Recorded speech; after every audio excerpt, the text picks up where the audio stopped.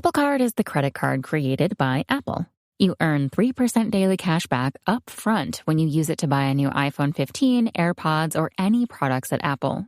And you can automatically grow your daily cash at 4.15% annual percentage yield when you open a high-yield savings account. Apply for Apple Card in the Wallet app on iPhone. Apple Card subject to credit approval. Savings is available to Apple Card owners subject to eligibility. Savings accounts by Goldman Sachs Bank USA, member FDIC. Terms apply. In sports, the scoreboard doesn't tell the full story, but Netflix does. Stories about dads who happen to be world-class quarterbacks and a battle for the heart, soul, and direction of the multi-billion-dollar business of F1. Whether you're a diehard fan or you're brand new, Netflix has the stories for every type of fan. You can watch these incredible sports stories like Quarterback, F1 Drive to Survive, Untold, and many more now on Netflix. Thanks for choosing this free Anfield Index podcast. If you'd prefer to listen to this or any of our other shows without adverts, then now's the time to check out Anfield Index Pro. With AI Pro, you can supercharge your entire listening experience. You'll not only get all of our podcasts without the ads, but you'll have them far faster with our Quick Publish feature available exclusively for subscribers. AI Pro also puts you in the heart of our sound studio, with an option to listen to many of our shows live and interact with the podcasters in real time as the shows are recording. Upgrading couldn't be easier. AI Pro is available on all popular podcast platforms, and we have our own apps for Apple and Android. Just head on over to AnfieldIndexPro.com and get started today. Podcasting to you from my field here in beautiful rural Ireland. I'm Trev Downey, and you're welcome to episode 373 of the Anfield Index Podcast.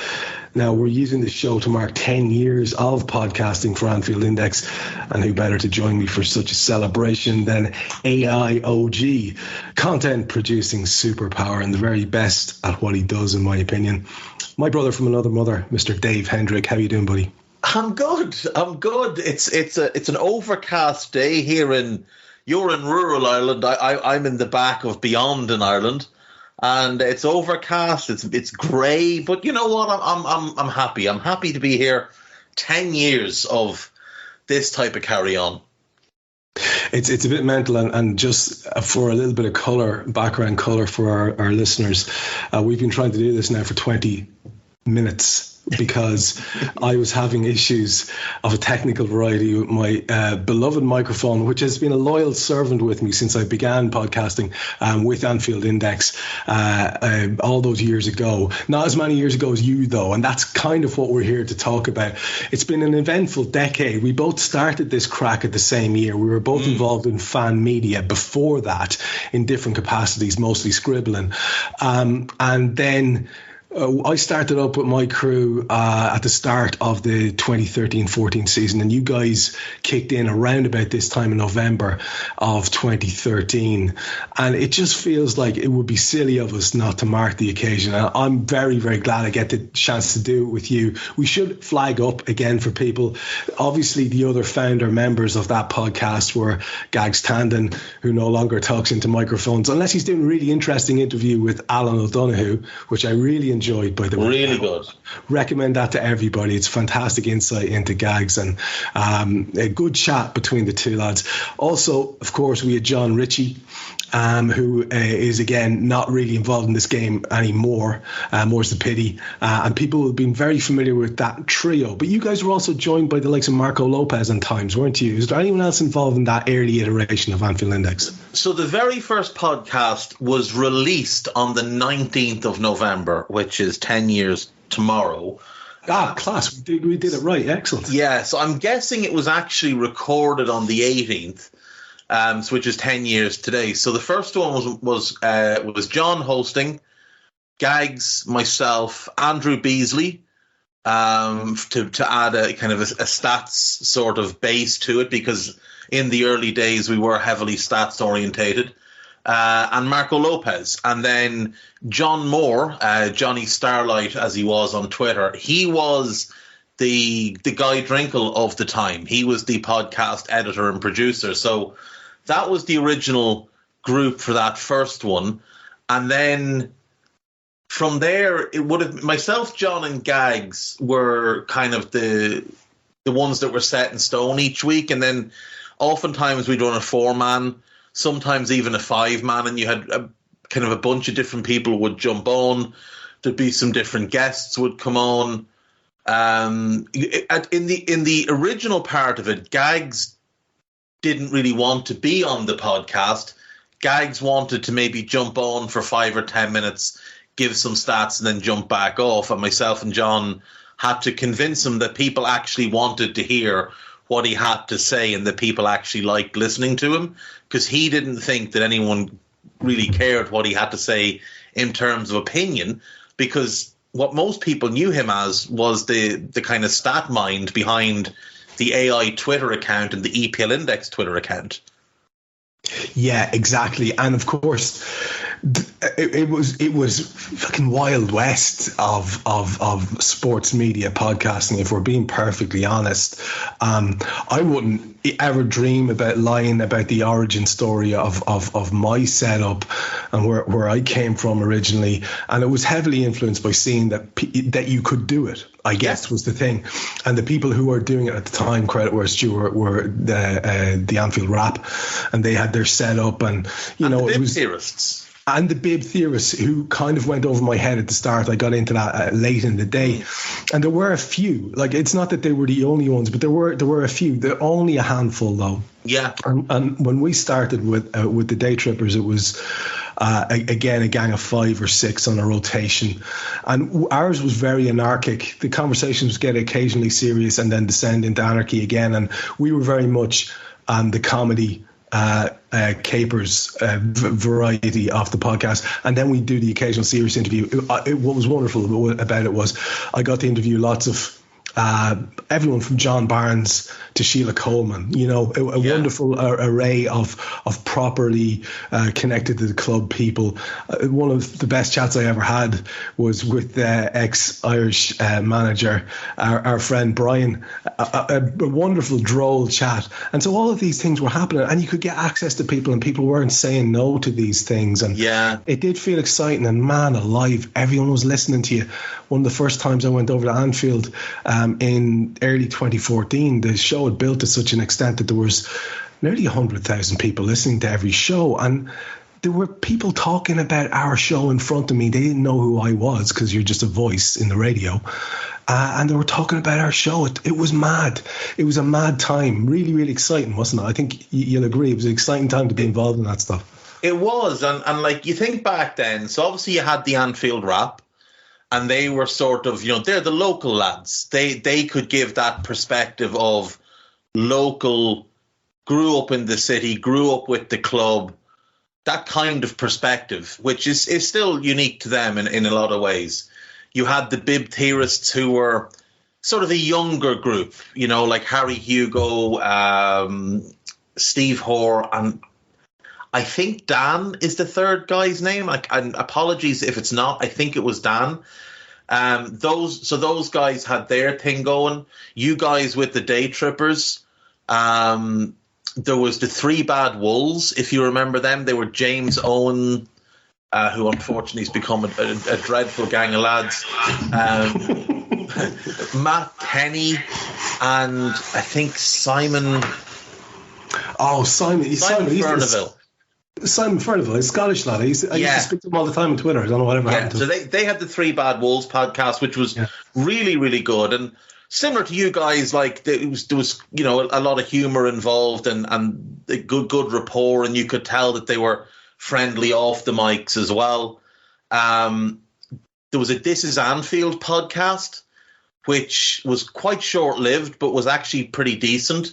No surprise, considering This Is Anfield have always sort of led the way in terms of the written word for Liverpool. Did that feature Match It back in the day, no? No, I can't remember the name. The guy didn't go by his own name. It was like a nickname that he had. Okay. That was the lead guy behind it. He wasn't one of the writers. Now, Carl might have gone on that podcast back in the day. I know he was on the Bib Theorists with me. We went on to talk about Stuart Downing and people of that ilk. God, I'd love to hear that. The dark days of Liverpool football. And then there was us. And we came into it, there was probably, certainly you guys had been going a couple of months. The Anfield Wrap, I think, was in year 3 because they started when Kenny was still in charge. And the Bib Theorists were going about a year. And I think the Three Bad Wolves started before us as well. I've memories of them starting the season before us because I was living in Limerick, I think, when I first heard them. But like with you, like I remember we started and immediately because we, well, like I'm quite opinionated as you might know. No. And then, yeah, like, I mean, it's a surprise to some people. And then there was the stats side of it. And obviously, you know, John Ritchie with that lovely, soft Scottish voice would bring in some people as well. And we were the same. Like, we flew up to 100,000 listeners per episode really quickly and just went from there. And, you know, not long after we were up to 150 and then we were pushing 200,000 per episode for a while. And I remember being on a train going to Waterford to visit a friend of mine. And there was 2 young lads sitting in the seats behind me talking about Anfield Index and saying, oh, I heard this said on the Anfield Index podcast. And thankfully, they had nothing but nice things to say, including about me, which was a bit of a surprise because I was just picturing in my head, if one of these calls me something, I'm going to have to turn around and say something because it's just in my nature. I can't just sit here if I hear someone say something. So, yeah, I mean, like, it was fun back then because you had, like, say, the 5 or 6 groups, which meant that if you were so inclined, you could listen to all the others. You know, because Tony did 1 a week. Then they went to 2 when they got their radio show. But there was the 2 of them. You guys were once a week. We were once a week. The Bib Theorists were generally once a week. The Three Bad Wolves might only be once every fortnight, depending on schedules.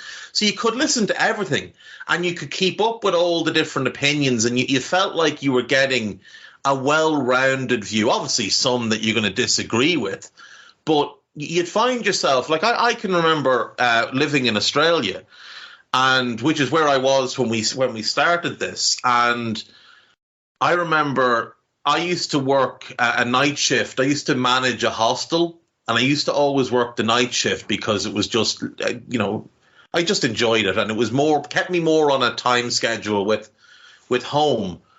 And I remember I used to listen to you guys. Like your podcast had come out and I'd immediately just download it and listen to it on iTunes. And like you'd find yourself walking around doing whatever you were doing, just kind of nodding your head and thinking, yeah, I mean, I fully agree with that. Or no, I don't agree with that. But it just felt like it was more, we were all more connected at that point. Yeah. Because especially that season, because of how that season went, like we started off that year in mixed form, and the very first podcast we did was, does Brendan have the balls to drop Steven Gerrard? Because Stevie had stanked the place out of it.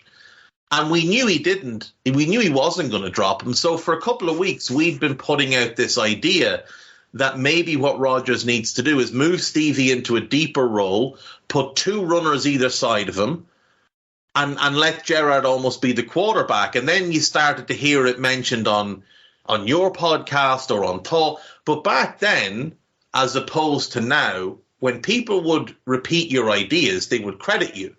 So if I heard you say something, I would say, oh, I heard Trev on the Day Trippers say this, or I heard Phil on the Day Trippers say this. And you guys would always be the same, like, oh, I was listening to Anfield Index and they were talking about this.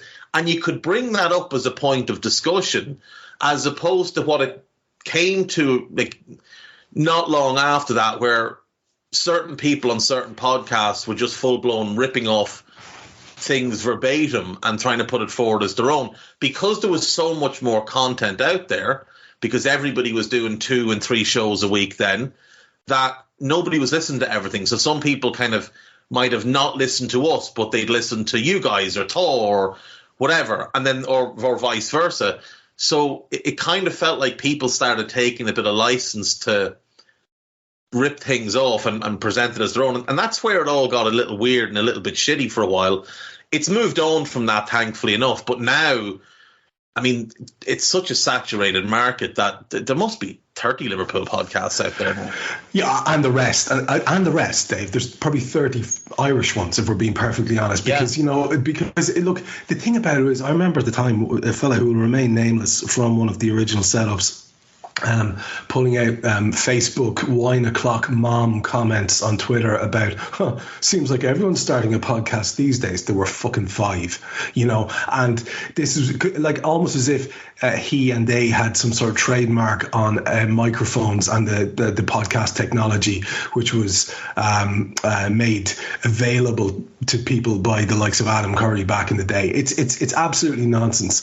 It was a nonsense standpoint. And I like the democratization of the voices and everyone could hear it. But you said an interesting thing there about how, you could possibly listen to everything and get a wide variety of opinion.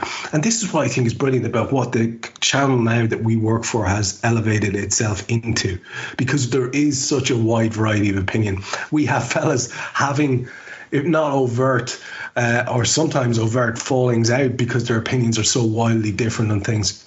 These things can happen on a podcast. They can happen between people who work for the same channel, because there is such a diversity of takes out there. And it seems to me as if, and this is not in any way some sort of a crass or vulgar sales pitch. It's just listen to them free if you want. I don't give a shit. At this moment in time, we're celebrating something. But it seems to me that if you were only listen to Anfield Index, and that's all I listen to, by the way, I don't have time in my life anymore for anything else, I feel like I get a variety of opinion, a real, proper variety, and not for some reason what seems to be thought of as a homogenized product. It's just not. No, it's not at all. I mean, look, like, to be totally honest, like, I don't get on all that well with the lads that do the Positivity podcast, but I'll still throw a listen to it just to see what they're saying and see what their viewpoint is, because it's good to have those differing opinions. Like, the lads on Under Pressure view things through a different kind of point than I do, because they take more of an analytical approach to a lot of things, whereas I go off eye test a lot more. But I'll still always listen to them because, again, it's different opinions, and like with the other boys, they're informed opinions. So, like, it's easy to spot the spoofers and the bluffers. You can always tell them a mile away. So like you, I've cut all the way back. I listen to Anfield Index stuff, and again, not even all of it, because I don't have time. No, you couldn't listen to all. And like, I won't listen to every episode of certain things, but there's certain things I'll always listen to. So when you and Jan do something, I'm always going to listen to that.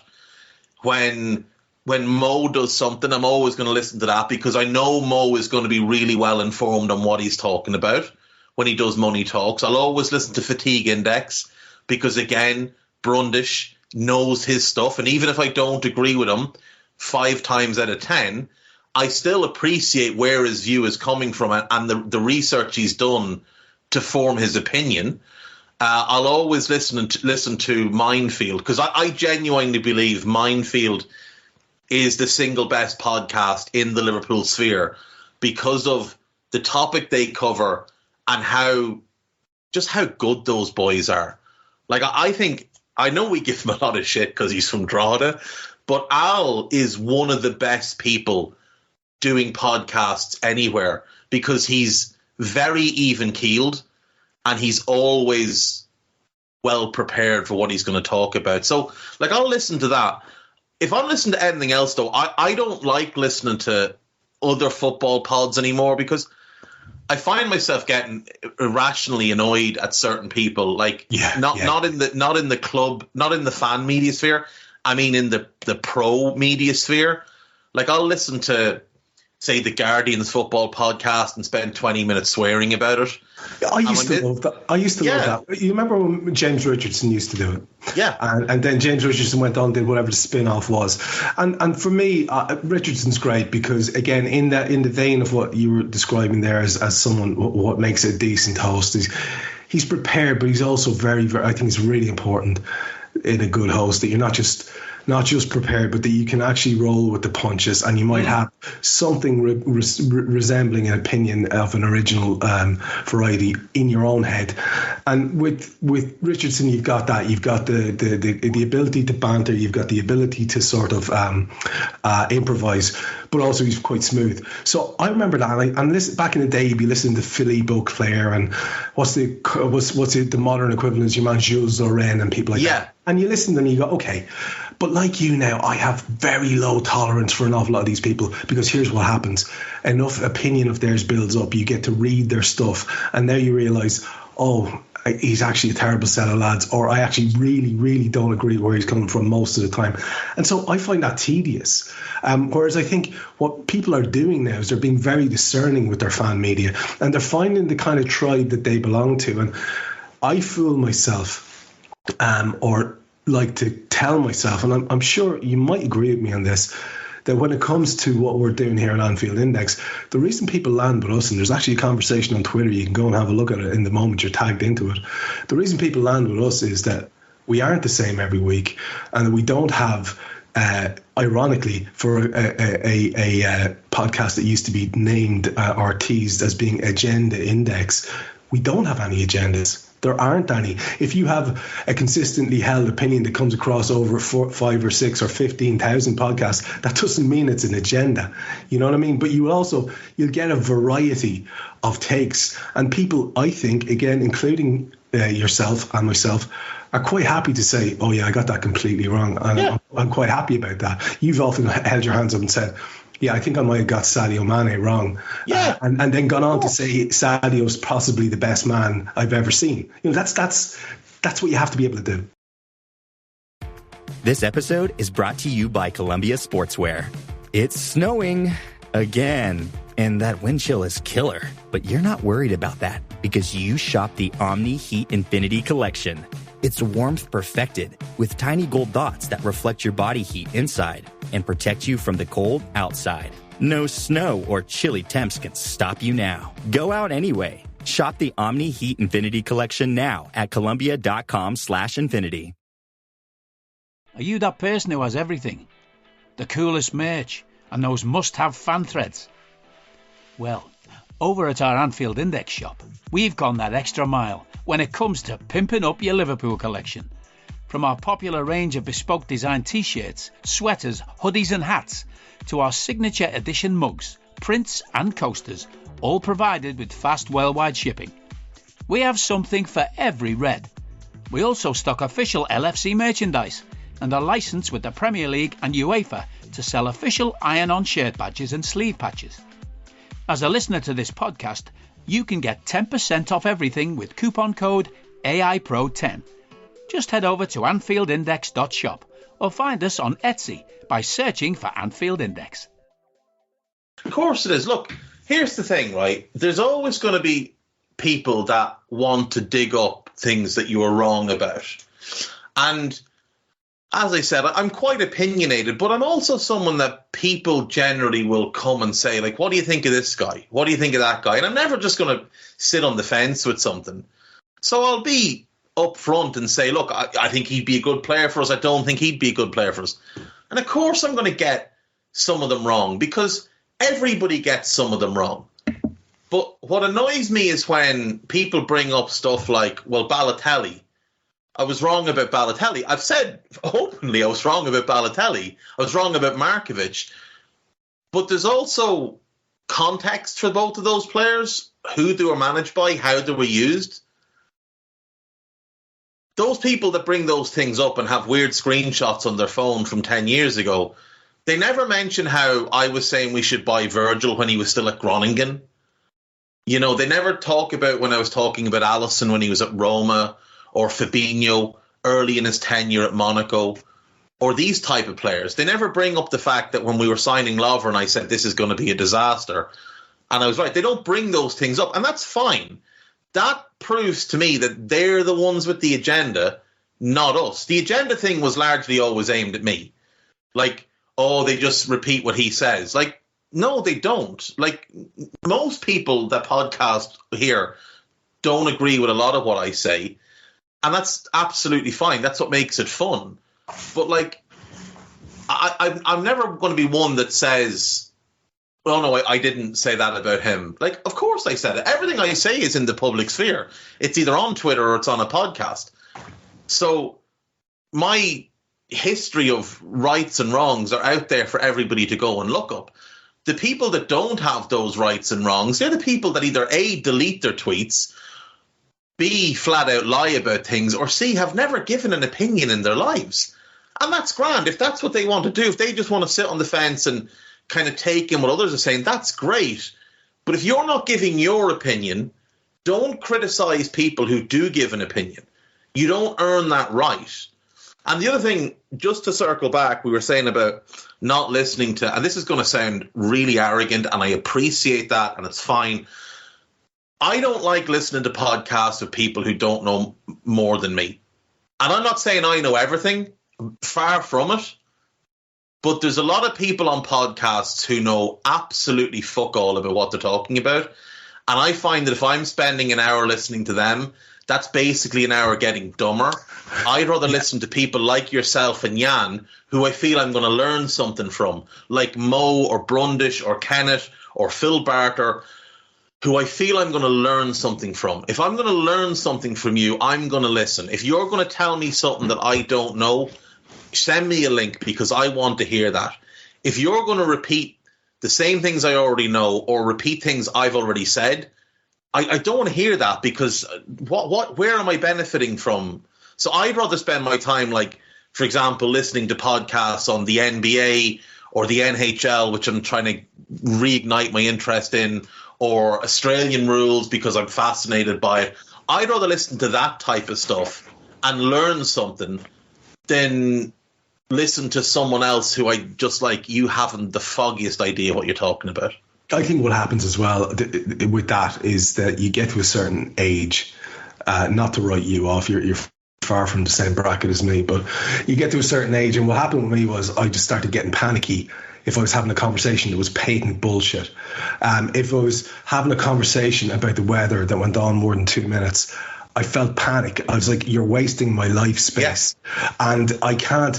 So I removed myself, even in my work situation, I kind of removed myself from those forced lunchtime chats where I'm like, now I'm here for 40 minutes. I'm like, yeah, okay, so I have to join that. No, I'd rather be on my own, listening, absorbing some information like you said, and whatever I'm interested in.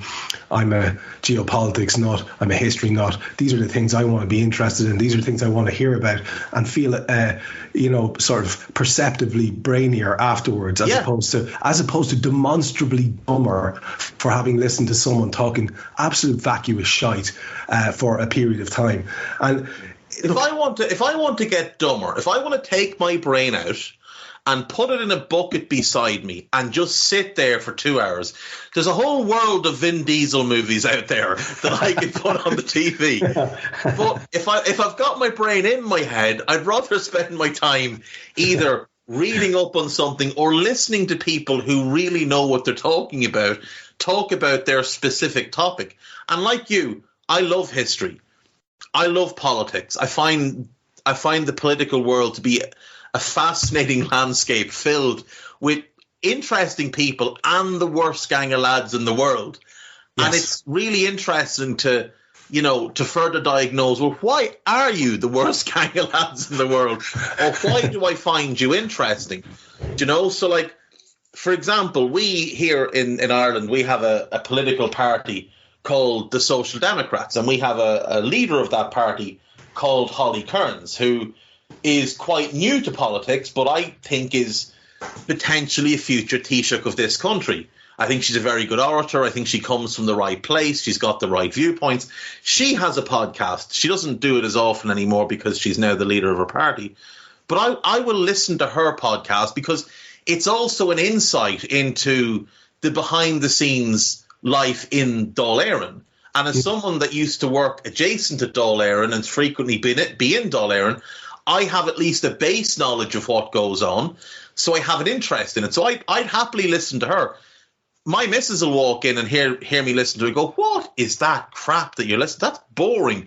And I'm like, it's interesting to me because of X, Y, and Z. And she'll just look at me like I'm an idiot and go, would you not listen to a football podcast?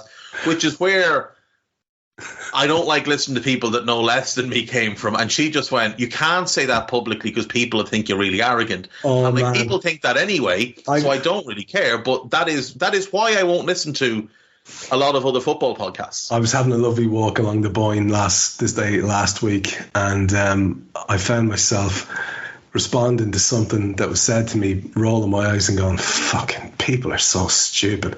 And my missus said to me, you can't keep doing that. You can't keep acting as if you know more than everybody. I'm saying, I'm not. This is a demonstrable fact, X, Y, and Z. And I was given evidence. And then she's like, well, I didn't know any of that. And like, patently, she's a clever lady. She just didn't know any of it. And so I kind of get where you're coming from. You get to a point where, God, nobody's saying they're a finished article, but you have a certain base level knowledge, and you don't want to be going swimming around in whatever is sub that level, because it is patently, obviously, a waste of your time. And it reminds me, really, I wanted to ask you this before we go any further. Do you remember the origin? Because the origin story for me getting involved with podcasts is that I was annoying the shit out of everybody who I worked with on the Liverpool offside in little private messages saying, hey, would anyone else be interested in doing a podcast? Can we do a podcast? I'd like to do a podcast. Podcast, anyone? This is me, because I'm coming from the acting background. I've got zero qualms about putting my voice on a microphone and expressing myself publicly. I understand that's not for everybody. And all I was getting from my colleagues was, no, I don't like how I sound. No, I wouldn't be comfortable. No, I don't want to do it. And so it took going to actually a TAW event and meeting a few people who were as... Is that in Bray? There was one in Bray, yeah. It was one in Bray, and then there was one again in the in Dublin City Centre, right there near O'Connell Bridge in a pub there. Oh yeah. Okay, it used to be underneath the Tenant sign, whatever that pub was called. Whatever, it's a floating event. And we went for Damo to tell us later. Damo will sort that out. we went in there and we did that, and we started having a chat, and we said, do you want to do a podcast? And we were like, yeah, I do want to do a podcast. They had Dion Fanning with them that night, and I'd be on, friendly-ish speaking terms over social media with Dion. I'd met his brother. I like, the whole world was within touching distance from me. I went and spoke to Evan about working with Joe.ie, and I was thinking, I can get into this. I really want to get into this. And lo and behold, there was a couple of lads. Phil Casey was the main driver, who was like, yeah, I want to do this too. And between the two of us, he gathered a crew of people he knew, and I sort of did a lot of heavy organisation of what would be in the show. He did the technical end of it for the start. Actually, most of the technical end of it was reliant on a piece of equipment I had from my old career as an actor, which was a piece of sound recording equipment that we use in several sets, and that's what we recorded the first few shows on. But I know that I knew of you through the Twitter sphere, which I was very new to. I only came to Twitter late-ish. It was 2012, I think. And I remember your writing. I remember your website. And I don't know where did the connection happen with Gags? And more to the point, what was I'm trying to get to the origin story of the Anfield Index podcast here specifically. So the Anfield Index podcast was originally the brainchild of John Ritchie, who was very much in the same boat you were in, where he was the one looking for people to do a podcast with. And I'm not sure if he'd approached any of the other kind of big Liverpool Twitter accounts, because back in the day, Gags had like 50, 60,000 followers on the Anfield Index account, when most accounts had like 4,000 and 5,000, And I had done, I'd written for Bleacher Report, which is where I met Matchett. And then myself and Carl started up the Liverpool Word, which was good, but ultimately short-lived, largely because of me and a failure to stick to deadlines. And Carl progressing in his own career, which has obviously now led to him working for The Independent and doing very well, covering both football and Formula E. So from there, I had started up a Twitter account. I kind of gained a lot of attention around Hendrick Mkhitaryan when he was at Shakhtar, because I had this fascination with Lucescu and Shakhtar and Ukrainian football. So I used to watch quite a lot of it back when nobody was really watching non-Premier League stuff. I was trawling the internet looking for streams for Ukrainian football. So when Mkhitaryan was leaving Shakhtar and we were in for him, I gained about 5,000 or 6,000 followers in like a summer, and he ended up obviously at Dortmund rather than joining us. And I think people sort of became more familiar with my own brand of, you know, being a little bit unfriendly when I'm encountered with stupidity. So I kind of gotten a bit of a reputation as being quite abrupt and quite gruff, and all obviously well deserved. And then one day, I remember the day Gags followed me, and I remember thinking, wow, that's a big account that's after following me. And then we'd kind of chat back and forward in open Twitter, but not by DM. And then randomly, I'd done the Day Trippers pod. I did your guys' pod. We were the Day Trippers. Sorry, I did the Bib Theorist pod. Then I did yours. I did the Bib Theorist review twice. So I think I did yours a second time. You did theirs twice, yeah. I remember we had a big discussion about Steve McManaman, and I don't remember much of the podcast itself. I know I have it on a hard drive somewhere because I have all my old pods up to about 2017 on a hard drive somewhere. But I remember we had you guys. I think were week by week you were picking an all-time Liverpool 11 or something. And I remember we had a big discussion about Steve McManaman, and there was one or two dissenting voices in the room, and myself and Phil Casey just shouted them down. And then, randomly one day Gags texted me or DM'd me on Twitter and was like, look, we're going to start this podcast. Would you be interested?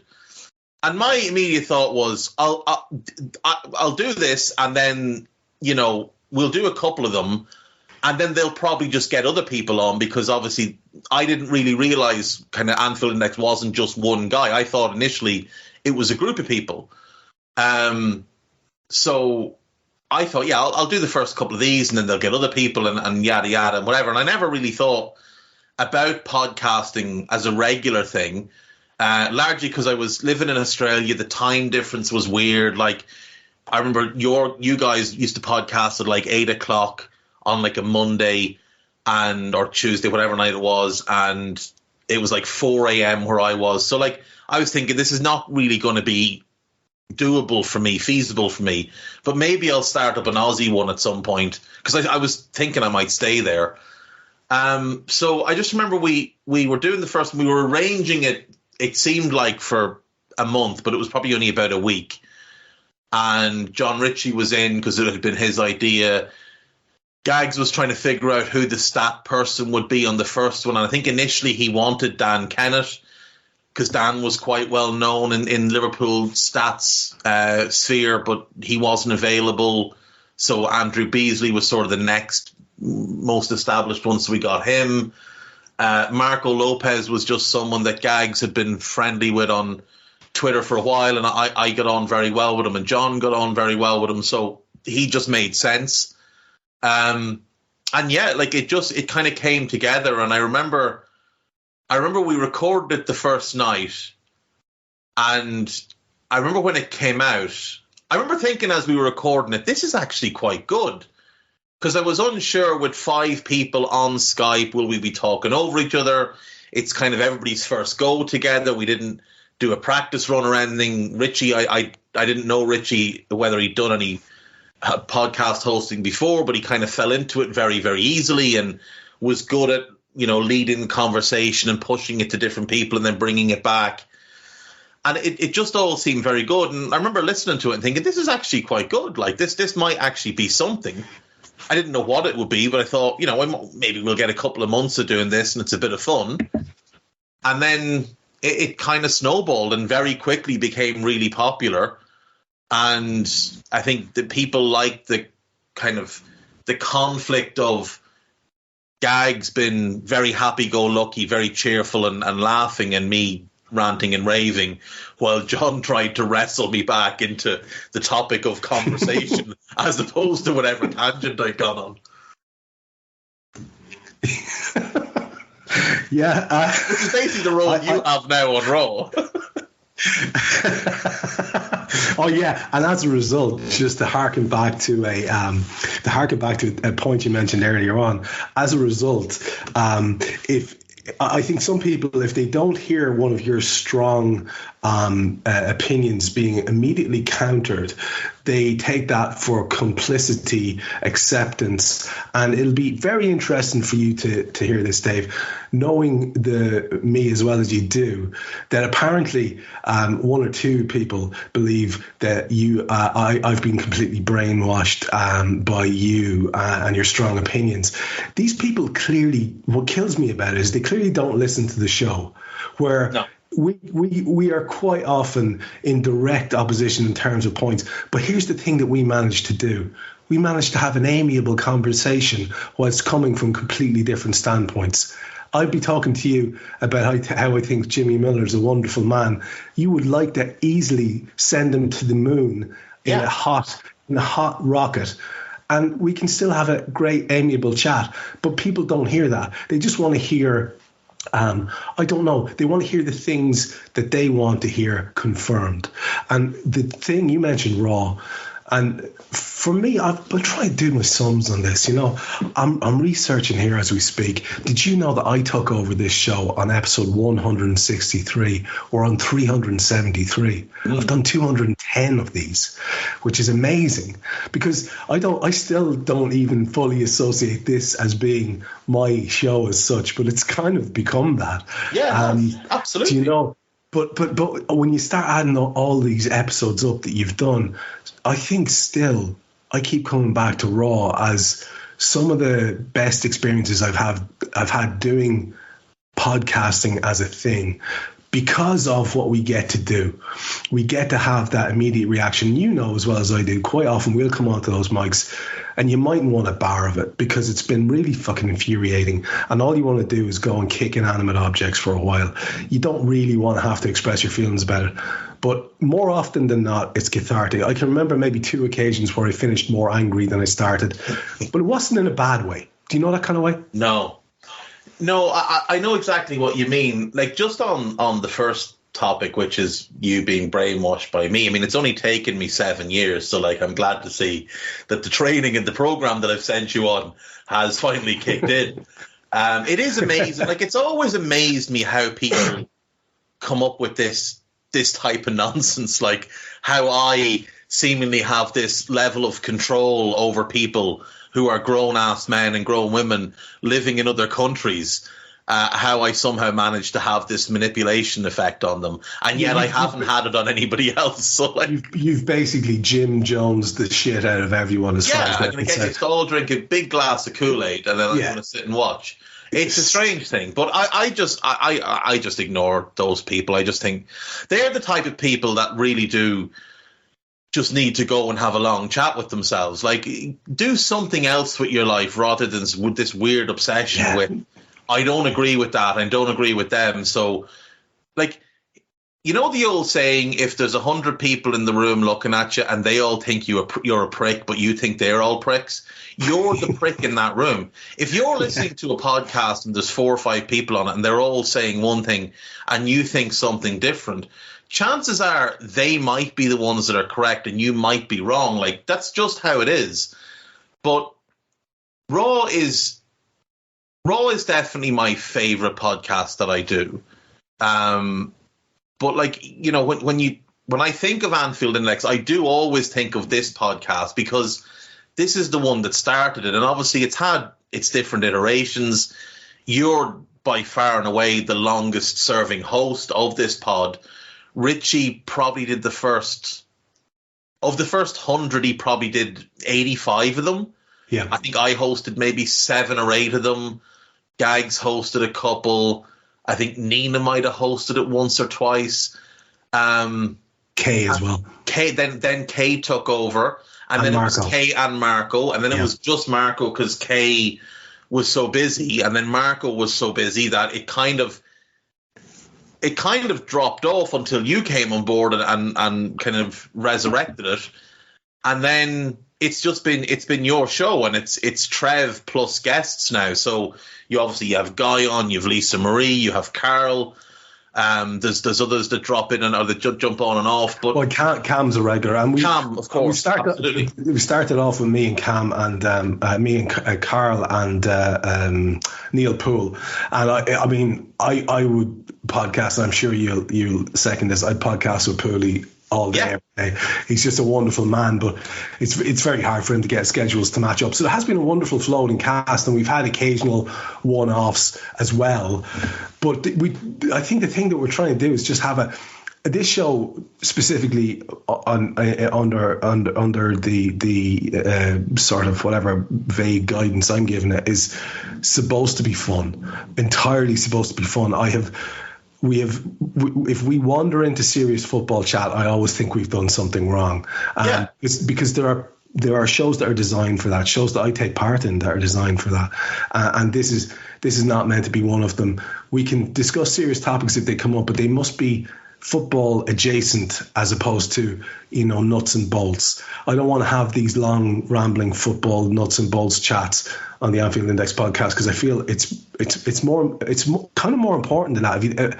I don't want to sound ridiculous, but it feels more important than that. It feels like it needs to sit on this channel and be somewhere where people can go and and breathe. It's the switch off podcast. Yes, it's the one you can just kind of switch off and listen to it, and it's people having a laugh. And it's, look, me and Carl are very opposed on a lot of things, but I still enjoy listening to what he has to say.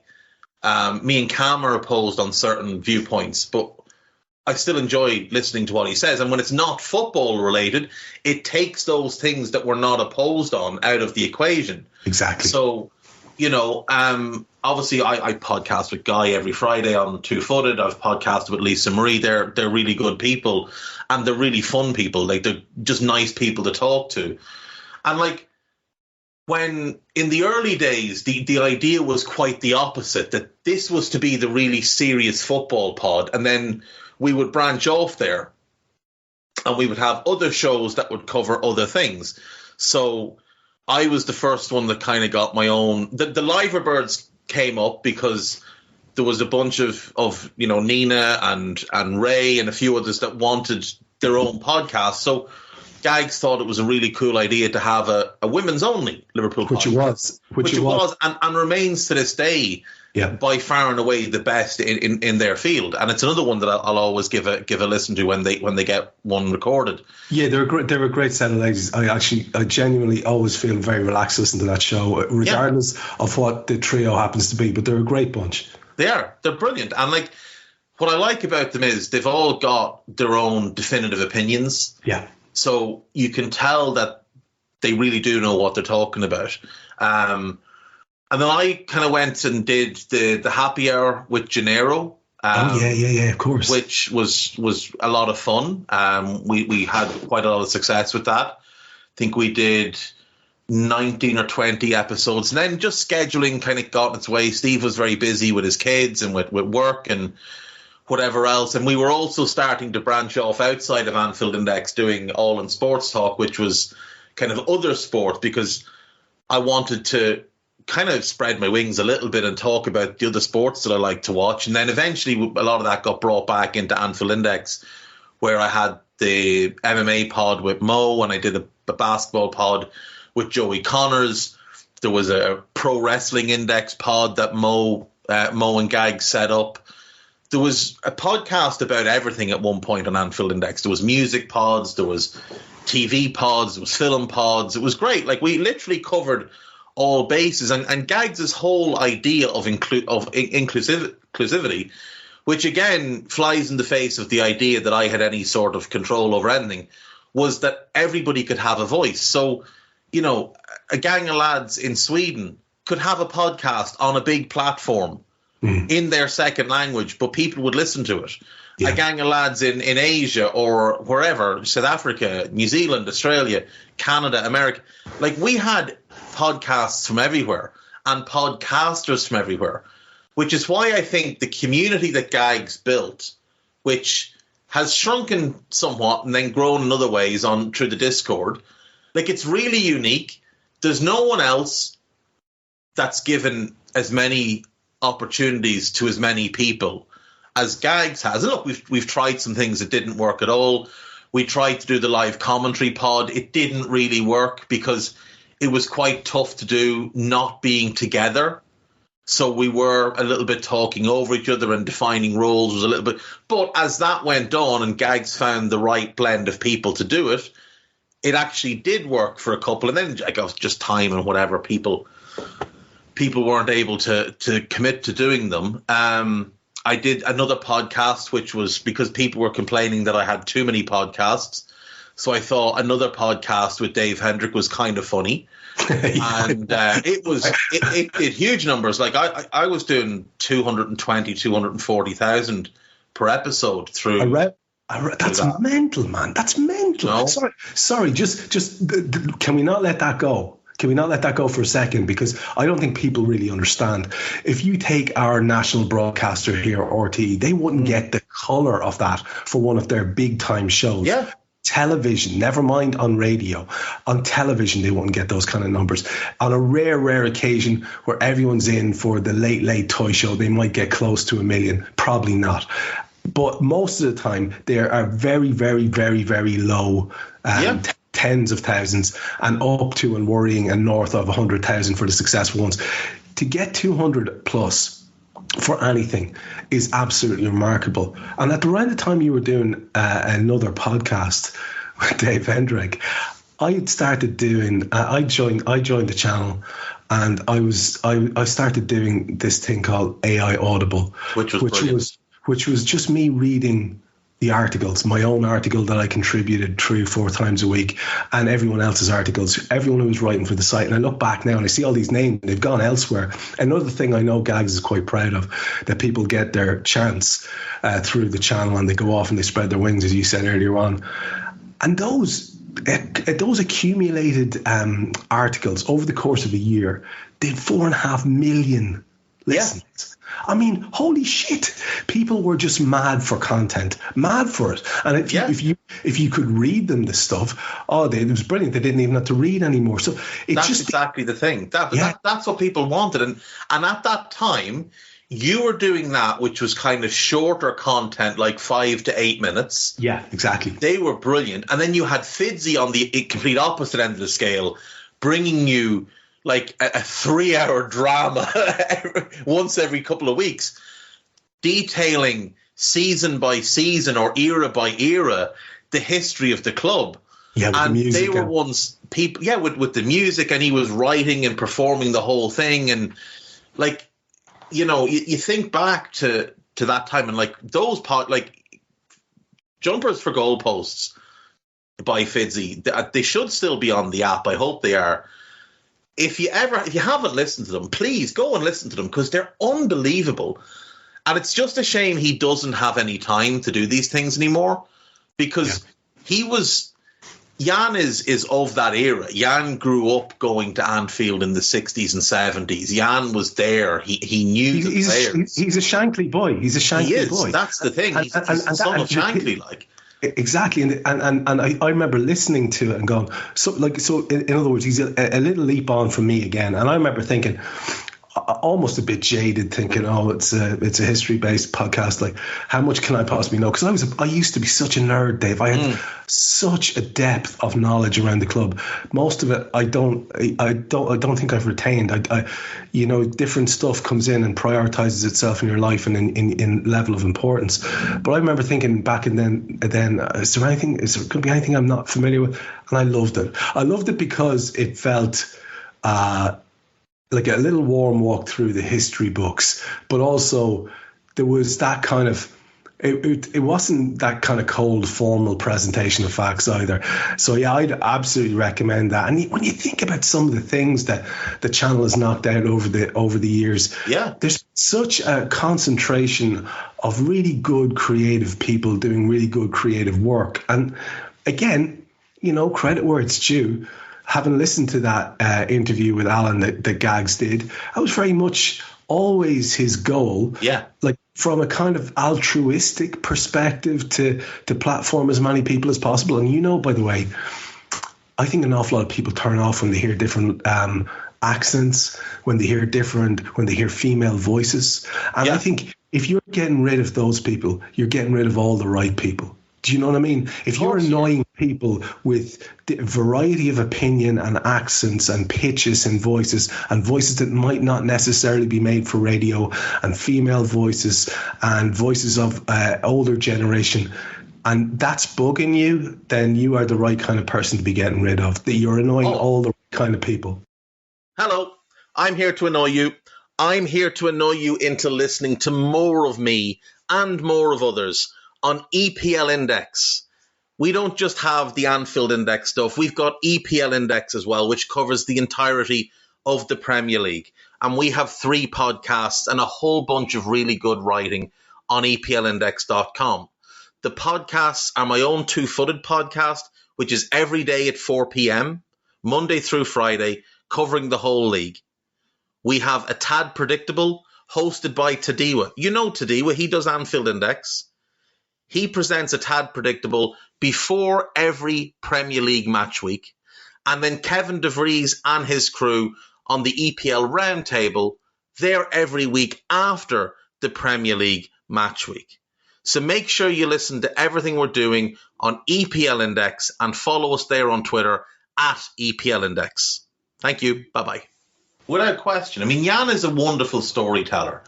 And what he did brilliantly with Jumpers for Goalposts is he could tell you the overall story, and then he could mix in his own memories, his own personal memories. And he was obviously doing a huge amount of research as well, going back and looking at old press clippings and stuff like that. And he was just able to strike the perfect balance where it wasn't too much of a, I'm Jan and this is my telling of it. It was, this is what happened. Yeah, exactly. And by the way, these are my couple of experiences here. And it was great. And you're right. I mean,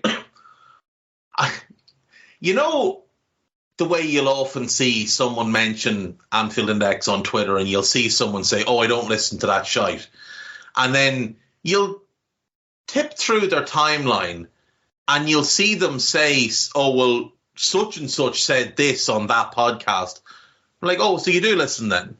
Yeah, of course. So for the benefit of those people, yeah, over the years there have been occasions where I've maybe said one or two things purely to annoy them in the hope that they will turn off and go away.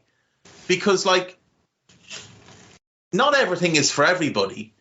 And if certain things bother you, like you mentioned, I remember having murder with a couple of people on social media over comments that were made about certain people on Anfield Index and their accents, or the fact that they happened to be female, or they were female with certain accents, including someone that I believe was once connected to your former podcast.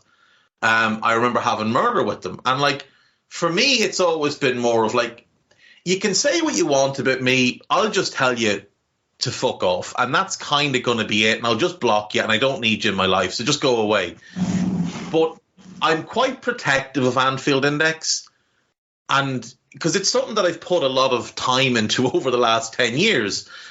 So if I see people disrespecting the brand itself, the channel itself, or specific contributors who I happen to be close with, such as Mo or yourself or whoever, then I am going to lose all sense and reason, because I'm always very, very protective of my friends and people that are important to me. So, like, if I see you criticizing, and even if it's mild, I know I can be over the top a lot of the time. I've seen people be, like, mildly critical of Mo, and I've just gone for the neck, and I've said things that I probably shouldn't have said, but it's just how I am. I'm kind of too reflexive and too protective of people, but it's just the way I am. I can't do anything about it. That's just how I'm wired. There's also then that side of me that does set out to try and annoy some people, because you've annoyed me, so now I'm going to fucking double down and annoy you much more. So, like, you know, for example, when years ago you'd see certain people criticize the channel who had their own podcast that I knew wasn't doing well, and I'd make the point very openly, like, are you just jealous because we do well and you don't? Is that what the thing is here? Or, like, I remember someone put out a poll about 5 or 6 years ago, and they listed like a few different podcasts, not specifically the channels. Like it wasn't like us versus Taw. It was like a couple of one or two of theirs, one or two of ours, and then there was like another poll with a couple of others from different channels and whatever. Do you mean contributors or shows? Shows, actual shows. Right, okay. So, like, this is when we had the channel going. You guys are, I think you were probably with us at this point, but the Trippers had a couple of shows a week, and Taw had a bunch of shows, and whoever else was doing whatever else. And it was like basically they were trying to do like a knockout tournament, like pick the top two, pick the top two, blah, blah, blah. And it went on anyway. And I remember just randomly one day, because quote tweets hadn't long come in, I remember flicking through it, and I was reading some of the quotes, and I remember seeing one specific person who's quite a major character on one of the other channels having himself a big old cry because one of his podcasts that he was on had been in with one of our podcasts, Under Pressure. And right. Under Pressure had just far more votes in this poll that had about 10,000 votes on it or whatever. He's having just a big old cry about it. And I just said to him, like, does it really matter? Like, does your podcast get the number of views or the number of listens that you are happy with? Because if it does it really matter what other people say on Twitter? If you have your listenership, surely that's all that matters to you. And other people's views, you should just take on board. And maybe there's something from Under Pressure that you could maybe borrow for your own. And then he got a bit snarky. So then I just called him a cunt and told him to get away with himself. Because, like, I was trying to be nice about it. He was having a cry. He'd said a few derogatory things about us. Yeah. And I was like, I've tried to be nice, which is against my nature. Now I've just had enough of you because you've still been a prick.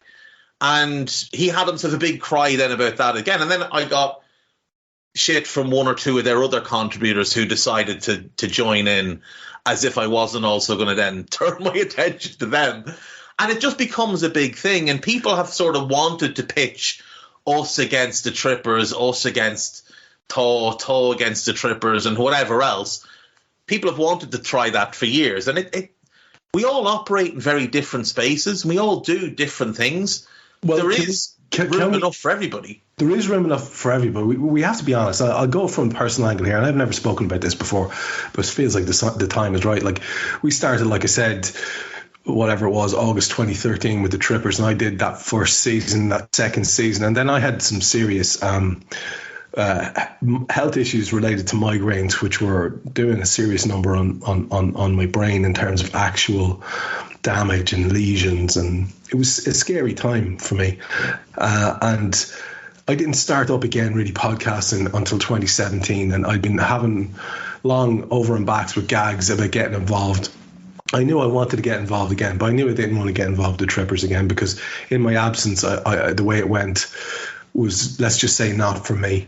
And the tone that was being set was, let's just say, not for me at all. And I felt like when I was there that I'm not saying this is because of me, but when I was there, I felt like I could stand over everything. In fact, I thought it was a real addition to this sphere. And when I left, I felt like the tone of it became mean-spirited. I felt like the comments that were being made online were trollish, and I didn't really want to be involved in that anymore. And I was very straight with them as well. I said, no, it's not for me. I'm going to do this. And I've been with Anfield Index now since 2017, so that's quite a long time. We're coming on there for 7 years soon enough in July. And that's by far the biggest professional commitment I've had in the media thing, but more than twice anything else I've ever been involved with, including the writing, which was a 4.5 year thing.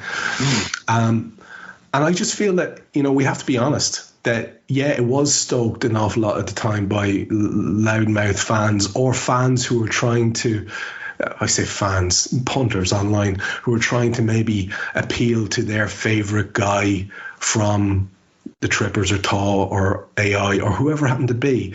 Often they were the culprits, but quite often there were culprits within the actual organizations themselves. And again, people can say what they like about you being belligerent or argumentative, but I've never seen you go out and badmouth anyone ever. You don't do that. No. In fact, what I would say about Anfield Index, I'll say it from my own point of view. We have people, we've got producer Guy listening now who's like one of the soundest men you can meet. And that's basically what this channel is to me. It's why I feel, you talked about loyalty, I feel tremendous loyalty to Anfield Index because they're good people. Yeah. And we might fall out spectacularly over something. But I'd still be right shoulder to shoulder with you if someone came at you. Because I believe that the people that I'm working with here are good people. And the new iteration of the channel now, Dave, with Greg and Eddie joining Gags, it's a whole new beast. But nothing has changed in terms of the soundness of the contributors and the fact that you like working with these humans. And that's a big thing to be able to say, man. It is. Guy Drinkle is my greatest achievement in podcasting. So early days, I'm very well known in the Liverpool sphere, much less so now because there's just so many creators and whatever else out there now. But back then I was pretty well known. I would always get people saying, oh, we're trying to start this podcast up. Would you come on? Just because, people know who you are. And if you tweet it out, we might get a bit of traction. And I always said yes. Every time someone took the time to ask me, will you come on our podcast? I'd always say yes. Always, no matter what.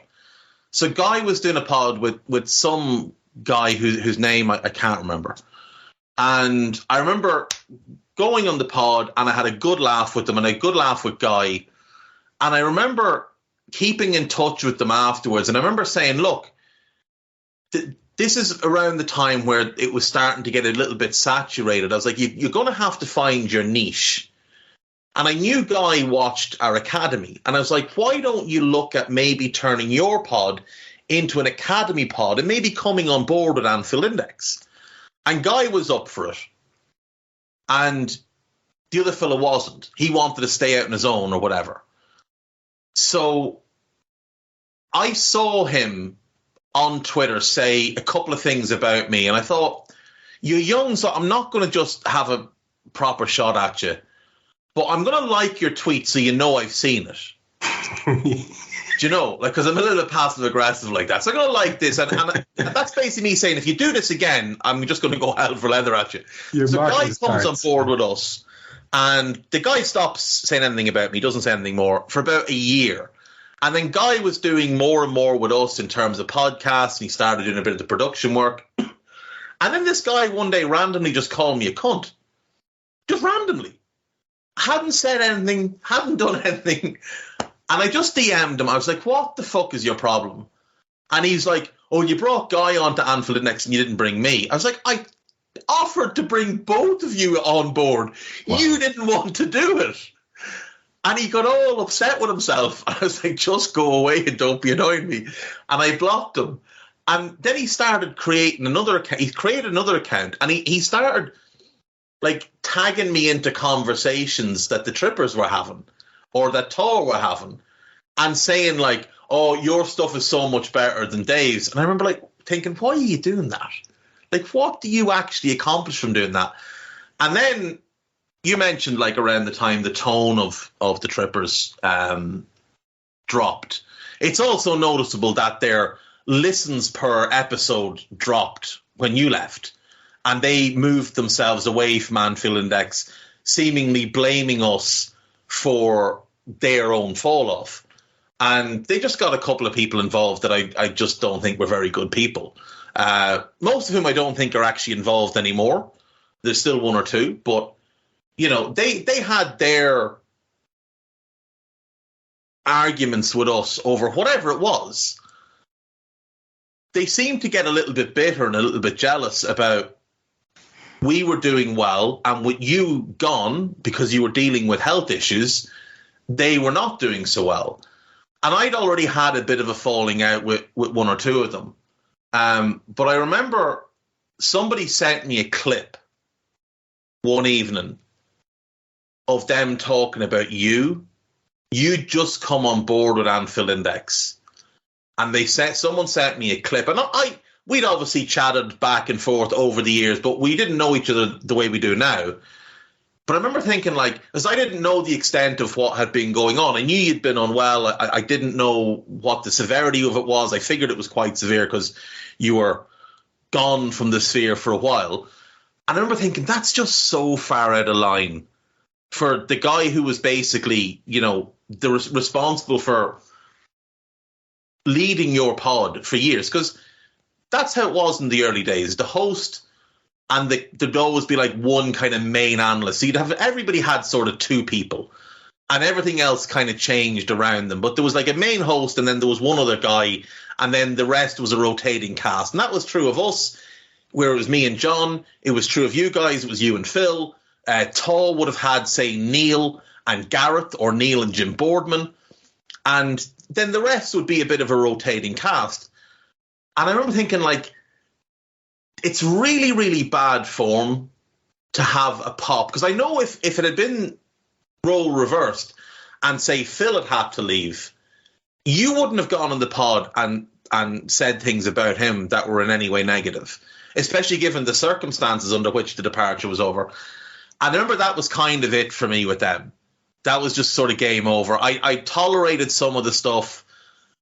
After that, I had no tolerance for any of it. And then one of their contributors made a racist remark about Nina, and that was just it for me.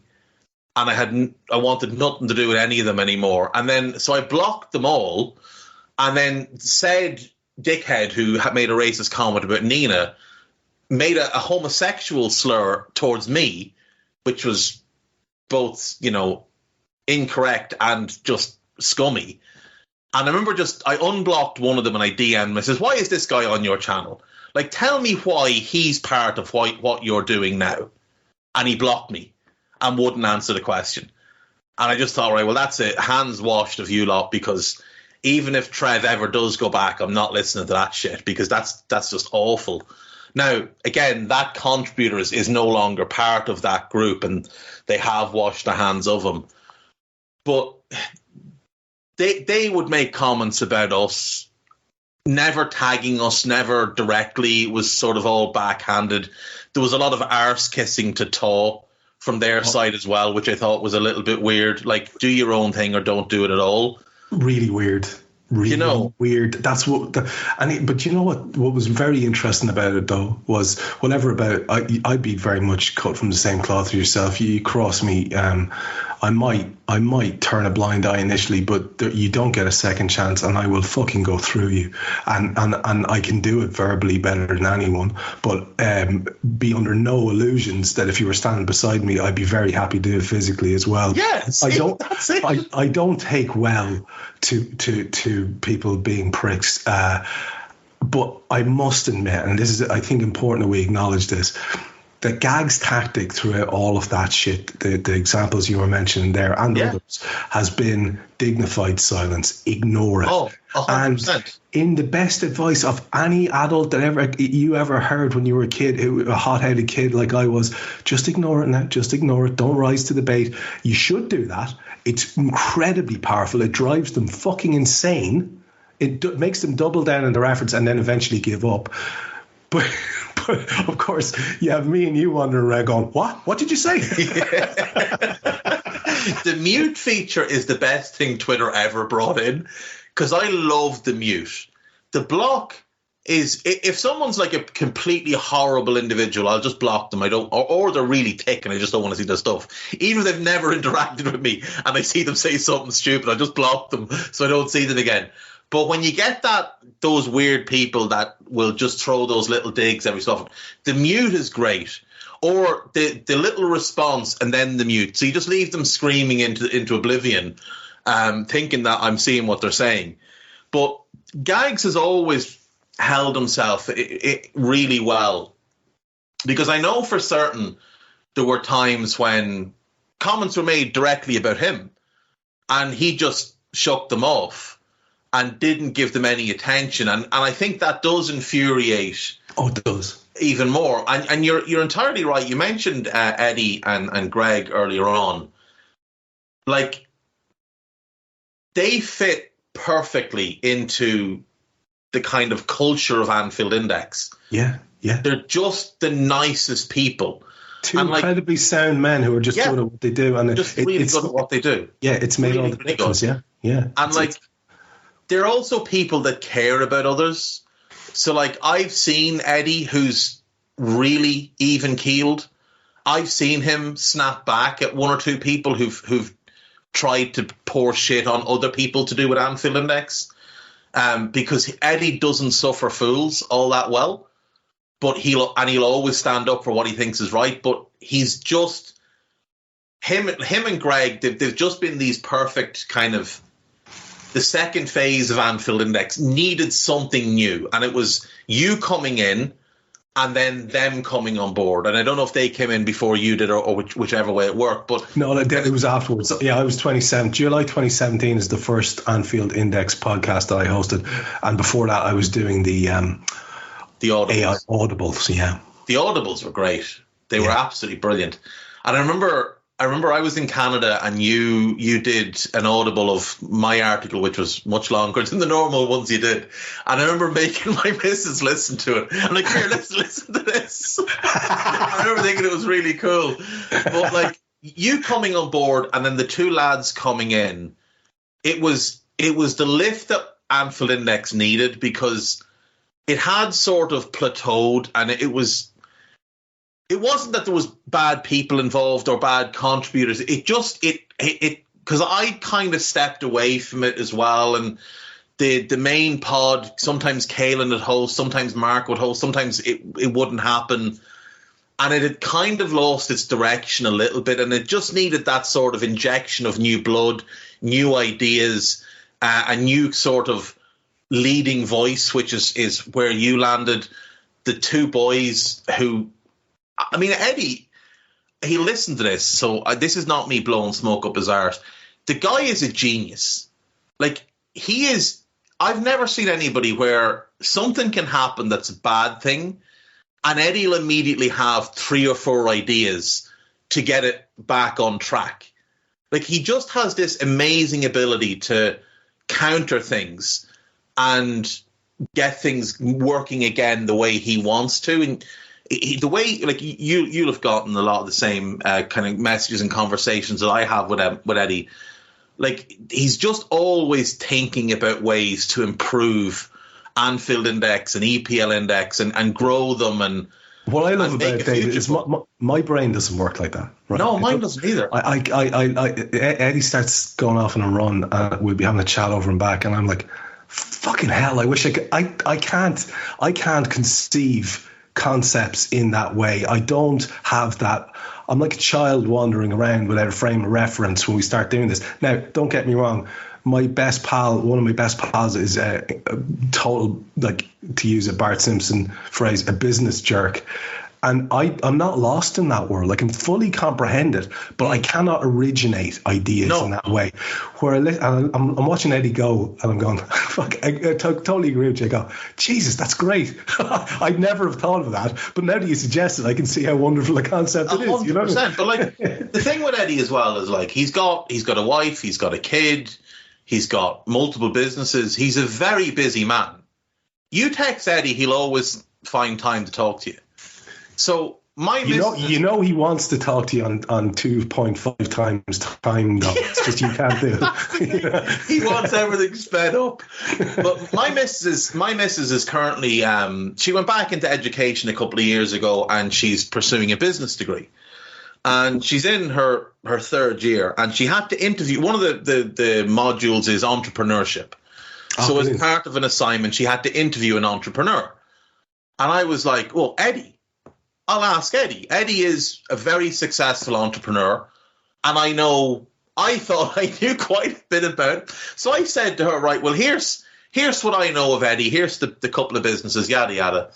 So she did up a bunch of questions, and we sent them across to Eddie. And I said, look, even just voice record the answers and bang them back to me whenever you can. And he sent me back this long, in-depth, written out answers to each question. Like, that he took proper time out of his day to sit down and do and explain everything. and his viewpoint on things. And then he sent me a link to a podcast that he did with Alan, a business pod. And I haven't listened to it. She listened to it. And she sat there fascinated for the 40 minutes or however long it was. And then she knew more, having listened to that podcast, about Eddie and his background than I do, having known the guy for 6 years. Like, Eddie doesn't brag. Eddie's not in any way braggadocious, which he should be, because he's had real successes. But for Eddie, it's almost like the few, and it is only a couple, the few ideas that didn't work out, they're the ones that really drive him forward. It's not the ideas that worked, it's the idea that didn't work and why didn't it work. And that's exactly what we needed on Anfield Index. Like, what isn't working and why isn't it working? Yeah. We know what does work. Now we need to figure out what doesn't work, what we get rid of, and how we change certain things to make them work. And, like, Anfield Index has grown into a company that provides full-time jobs for a couple of people, you know? Like, that's kind of incredible when you consider it's just a gang of lads and ladies having a chat. But that's what's been able to happen. And it continues to grow and get better, and the lads are always having, you know, ideas and brainstorming to make things better and improve processes and get things done quicker. And they take their licks when certain things don't work, or when there's a breakdown in the process, and they're very open about it. But, like, Eddie, obviously we would have more dealings on a day-to-day with Eddie than Greg in the background. Like, the rule is, if Greg texts you, you're fucked. You're in trouble, right? You don't want a text from Greg unless it's like, happy birthday, or I listened to this and I liked it. You don't want to hear from Greg because you know you're in trouble. Like, in the early days of Discord, I used to just kind of think, it's the same as Twitter, so I'm just going to be the same as I am on Twitter. And then you get a message from Greg. You're like, oh, I'll stay off Discord for a while then. Yeah, I love the way it works as well, because Party is thinking, you know, Eddie's just had a quiet word and saying Greg, the massive presence that is Greg in. But then also, you're not sure if it's just Greg sitting in the background and he decided, now I need to come forward here because Eddie's not. I think so. I think so. Like, there's times when Eddie will text me and I'll be like, I know Greg has said something here. So I've annoyed someone and they've then gone and annoyed Greg. And Eddie's coming in to kind of like the softly approach, knowing that I'm a little bit temperamental. And Eddie knows how to talk me down off things. But I know if he can't, I know that the hammer's about to fall. And that's in part why it's now easier for Eddie, because he knows that, like, if this doesn't work, I'm going to the bullpen and I'm bringing in the big fella. And then you're all fucked. It's game over then. That's the thing. You know, and lest anyone get the wrong impression, like more of a gentleman you couldn't meet. Oh, he's an incredibly nice guy. He's incredible. And by the way, shout out to Greg. I don't know if you saw this, Trev, on his Facebook, but he shared it on Facebook. So I feel like it's okay to say this. The guy's lost like 4 stone in 12 weeks. Wow. Just he for his own health, he went on this program and he lost 4 stone in 12 weeks. Now, Greg is about 6'5", 6'6", 6'7", maybe. Like, he didn't look like, he wasn't fat. It didn't look like he was carrying too much weight or anything. But he just made a decision to make this change in his life. He looks incredibly well. Now, he said it's after cost him a fortune in new clothes, but but that's the kind of incredible discipline that they brought to this as well. That ability to focus in on a goal and just hammer towards it. It's good metaphor. We've obviously had, you know, with things like Raw and stuff. Like at first, we were trying to find our feet, and the lads kept pushing us to try different things, and we settled into a groove. And Raw is sort of me and you, plus then Carl, Jim, Mo, and Harry in rotation. Carl and Harry probably more often than Mo or Jim, but that's sort of the Raw group, and then obviously Guy comes in for domestic cups. Now, unfortunately, I've had to relegate myself to domestic cups this year. A grand indignity. You're suffering. Listen, I've got a counsellor now. I've had to seek professional help. I nearly had to take the bed when I saw my name down for Leicester. I was like, Jesus Christ. And then I realised that I had volunteered to do it, and then I got more annoyed at myself. But in the end, it was fun to do. But, you know, like, it's funny with Anfield Index now, because there's such an ease to a lot of this. Like, we've all sort of found our groove. So, like, when we do Raw with Jim, it's going to be a slightly different show than it is with Harry, which is a slightly different show than it is with Carl, which is a slightly different show than it is with Mo. But you know going in, this is how the flow of this conversation is going to be. But you mentioned it earlier. Like, there's times we go on Raw, and we might talk for 20 minutes before we even hit record. And any anger you had is probably diffused by then. And then there's just times when we're all too angry, and it's like let's just go now. But by the end of it, you do generally end up feeling a lot better. If you think about it, like, since we started Raw, we've lost 2 Champions League finals and finished second twice on the final day. Yeah. And yet, coming out of the back of those podcasts, other than the 21-22 Champions League final, is the only one I was not despondent, but fairly close to it after the pod. And I remember, I can't remember who the third person was, so apologies, but I know it was me and you and whoever else dropped off, and we were recording it live through Discord. And I remember it was just me and the chat, and they were all muted, so I just started rambling because I had all this other stuff in my head that I was thinking about, you know, with regards to the game and the history of sort of Anfield Index and all this kind of stuff. And I was talking about how in 13-14, the first season that we were doing it, we'd finished second, and obviously the Gerrard slip, the Chelsea game, etc. Onwards to the final in Basel against Sevilla and the disappointment of that, and then Kiev, and then 2019 losing out in the league, but then bouncing back, winning the Champions League and forgetting about the league entirely. But this time we'd lost the league and we'd lost the Champions League. And I remember talking for probably a good 20 minutes, half an hour, and getting loads of DMs from people afterwards, been like, that was actually great because you were saying what we were feeling as well. Like, yeah. In 2019, when we lost out on the league but went and won the Champions League, when we lost out in the league, you still had the Champions League. So you still had that thing to cling to, that this season can still end well. And this, like, we'd had that incredible run. We'd won 2 cups. We'd lost the league on the final day. You were still thinking, we're going to beat Madrid.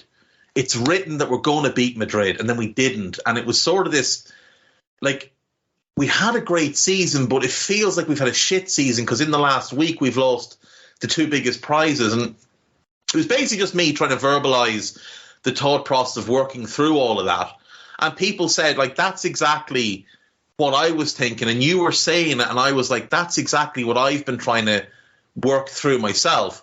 So that was probably, like, that's probably one of my favourite, even though it's literally just me talking to myself into a microphone. That's one of my favourite things that I've done on Anfield Index because of afterwards having those conversations with people in Discord and Discord DMs, on Twitter and in Twitter DMs, how they were all feeling the same way I was. And as I was talking, they were sort of working through the same process that I was. And that's the kind of cathartic thing that you mentioned earlier, where it is just this great way to turn on a microphone, hit record, and just talk and just get your thoughts out there. And like, I have, and I don't, this is not me exaggerating, Trev, I have hundreds of podcasts that I have recorded by myself that no one will ever hear other than me. Because sometimes it's just like, I might watch a couple of NBA games in a night and I think, you know what, I'd like to talk about them, but I don't know enough in depth on basketball to kind of put it out there by myself and just kind of let it roll. but I'll record it and I'll listen back to it. Or if I have an idea for something that I want to try on two-footed, I'll record it and listen back. Like, Guy used to record two-footed in the Daily Red for me. I record them myself now, but most days I record two versions. One is the version I put out, and the other is the one I'd like to put out, but I don't quite have the confidence in it to put it out. Or it might just be terrible. There's days where I come on, I'm like really low energy, or my head's splitting, or I've driven through the night back from Limerick or to Limerick or whatever. And it's like, I don't want anybody to hear this. Sometimes it's just me ranting and raving. I literally have hundreds of podcasts on all manner of things.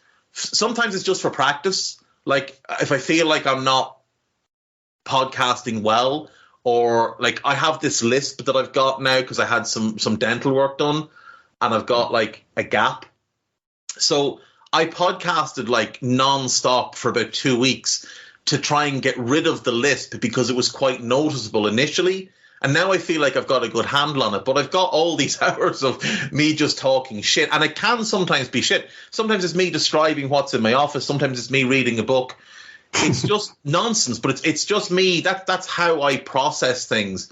I have to say them out loud or my head fills with noise. And that's, if people ever see me completely explode at somebody on Twitter, oftentimes it's not what the person has said.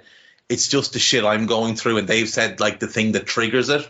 So I know that people think I'm an arsehole because of how I act on Twitter. And like, I am an arsehole. I freely admit it, but like, I'm not as much of an arsehole as people might think. That's where I would defend myself. There are certain redeemable qualities about me, not many, but certain. But my way of processing things now, and it's why I'm less explosive on Twitter now, is that I just literally will turn on the mic, hit record, and just ramble for an hour, 2 hours, however long, and just clear everything out of my head. I don't need a VPN. I've got nothing to hide.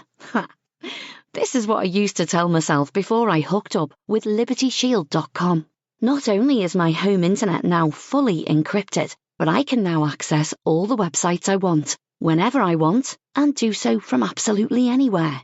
As a Liverpool fan, I love to know I can now watch every match, regardless of whether it's on UK TV or not.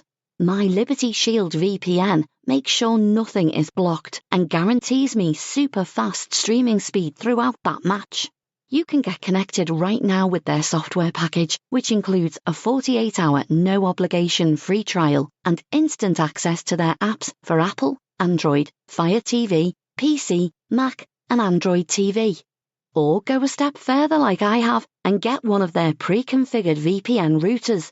These small but powerful devices allow you to easily connect every device in your home to VPN, making it the perfect solution for smart TVs, Mac boxes, and games consoles. Visit LibertyShield.com today and use coupon code AIVPN25 to get 25% off at checkout.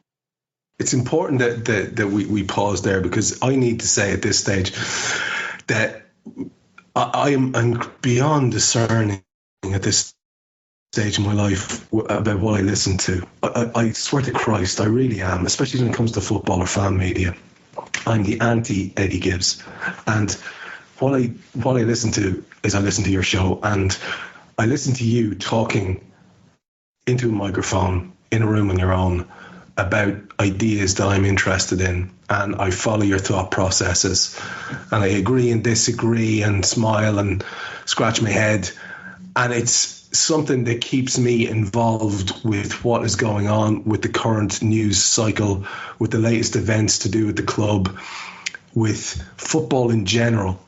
And lest it not get said on a show on Anfield Index, one of the most important parts of Anfield Index, one of the key corners of Anfield Index, is every time you open your gob in front of a mic. And those shows that you do on your own, I find them absolutely fantastic. And I know I'm not on my own, because I've spoken to people who are of the same mindset.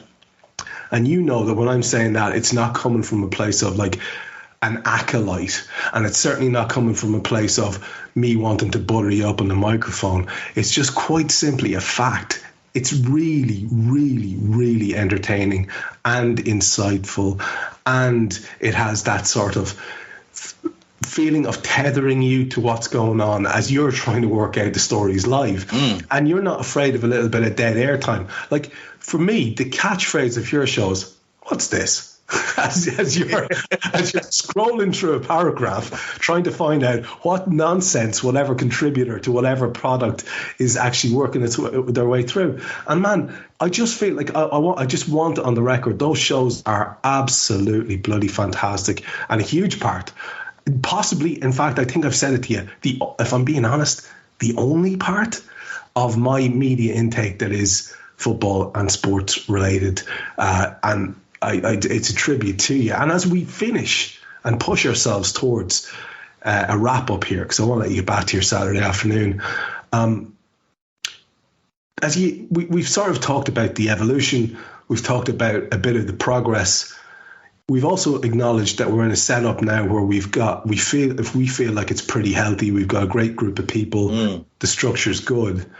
I mean, as you're looking ahead now, and we've been really lucky, man, in terms of since AI Pro started specifically and Raw started specifically, I mean, it's far more highs than lows. We have like a Baresi and Maldini type of record here. We don't tend to get beat.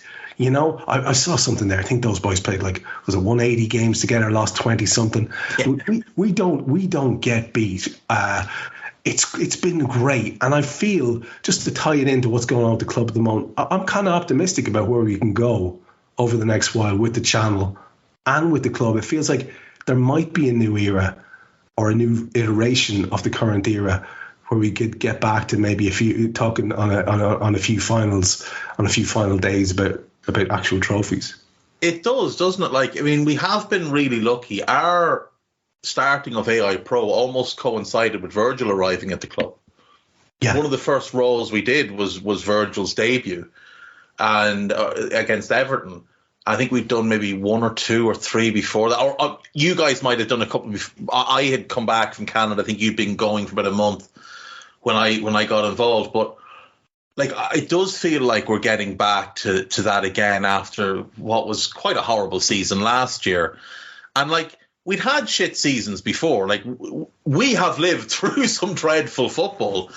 But it's different when you go into a season expecting it to be a disappointment like we did for many years, rather than last year when you went in kind of like looking at the team going, Virgil's here, Alisson's here, and Trent is here, and Mo is here, and we're still great. Like, we've still got these great players. We've got Klopp. So there's no excuse not to do really well. And then we didn't do well at all. And last season was really tough. Like, it was because we should be so good. We have all these are all, like, you're a few years older than me, but we align quite closely on what we would view as an all-time Liverpool 11. And I think we'd agree that certainly Alisson, Virgil and Mo would be in your all-time Liverpool 11 without question. Trent potentially in that conversation too. There's definitely a case for Andy Robertson. I think he'd probably lose out to Steve Nicol. But you're looking at it and thinking, right, we've got, say, 3, maybe 4 of the best players to ever play for this club. One of the 3 or 4 best managers we've ever had at this club, because we've been very fortunate over the years with Shankly and Paisley and Joe Fagan and Kenny the first time around, and Rafa and Jed Houllier. We've had great managers, but Klopp is right up there in that upper echelon. And you're thinking what a fortunate time it is to have this group of players, and you don't want to waste it. You want to see them competing for everything, and any season where they don't win something is, in my view, because I grew up supporting a Liverpool and having it put to me that when Liverpool don't win, it's failure. If Liverpool don't win the league, it's failure. If they don't win the cup, it's failure. If they don't win the European Cup, it's anything else is failure. That's the mindset of, I think, Liverpool fans that grew up in the 70s and 80s and had that sort of, that older generation tell us that this is how it should be for this club. We should be winning. So when you have a season like last year and you're still looking at it and going, well, Ali's there and Trent is there and Mo is there and Virgil's there and there's Jurgen over there, and like, why is this so bad?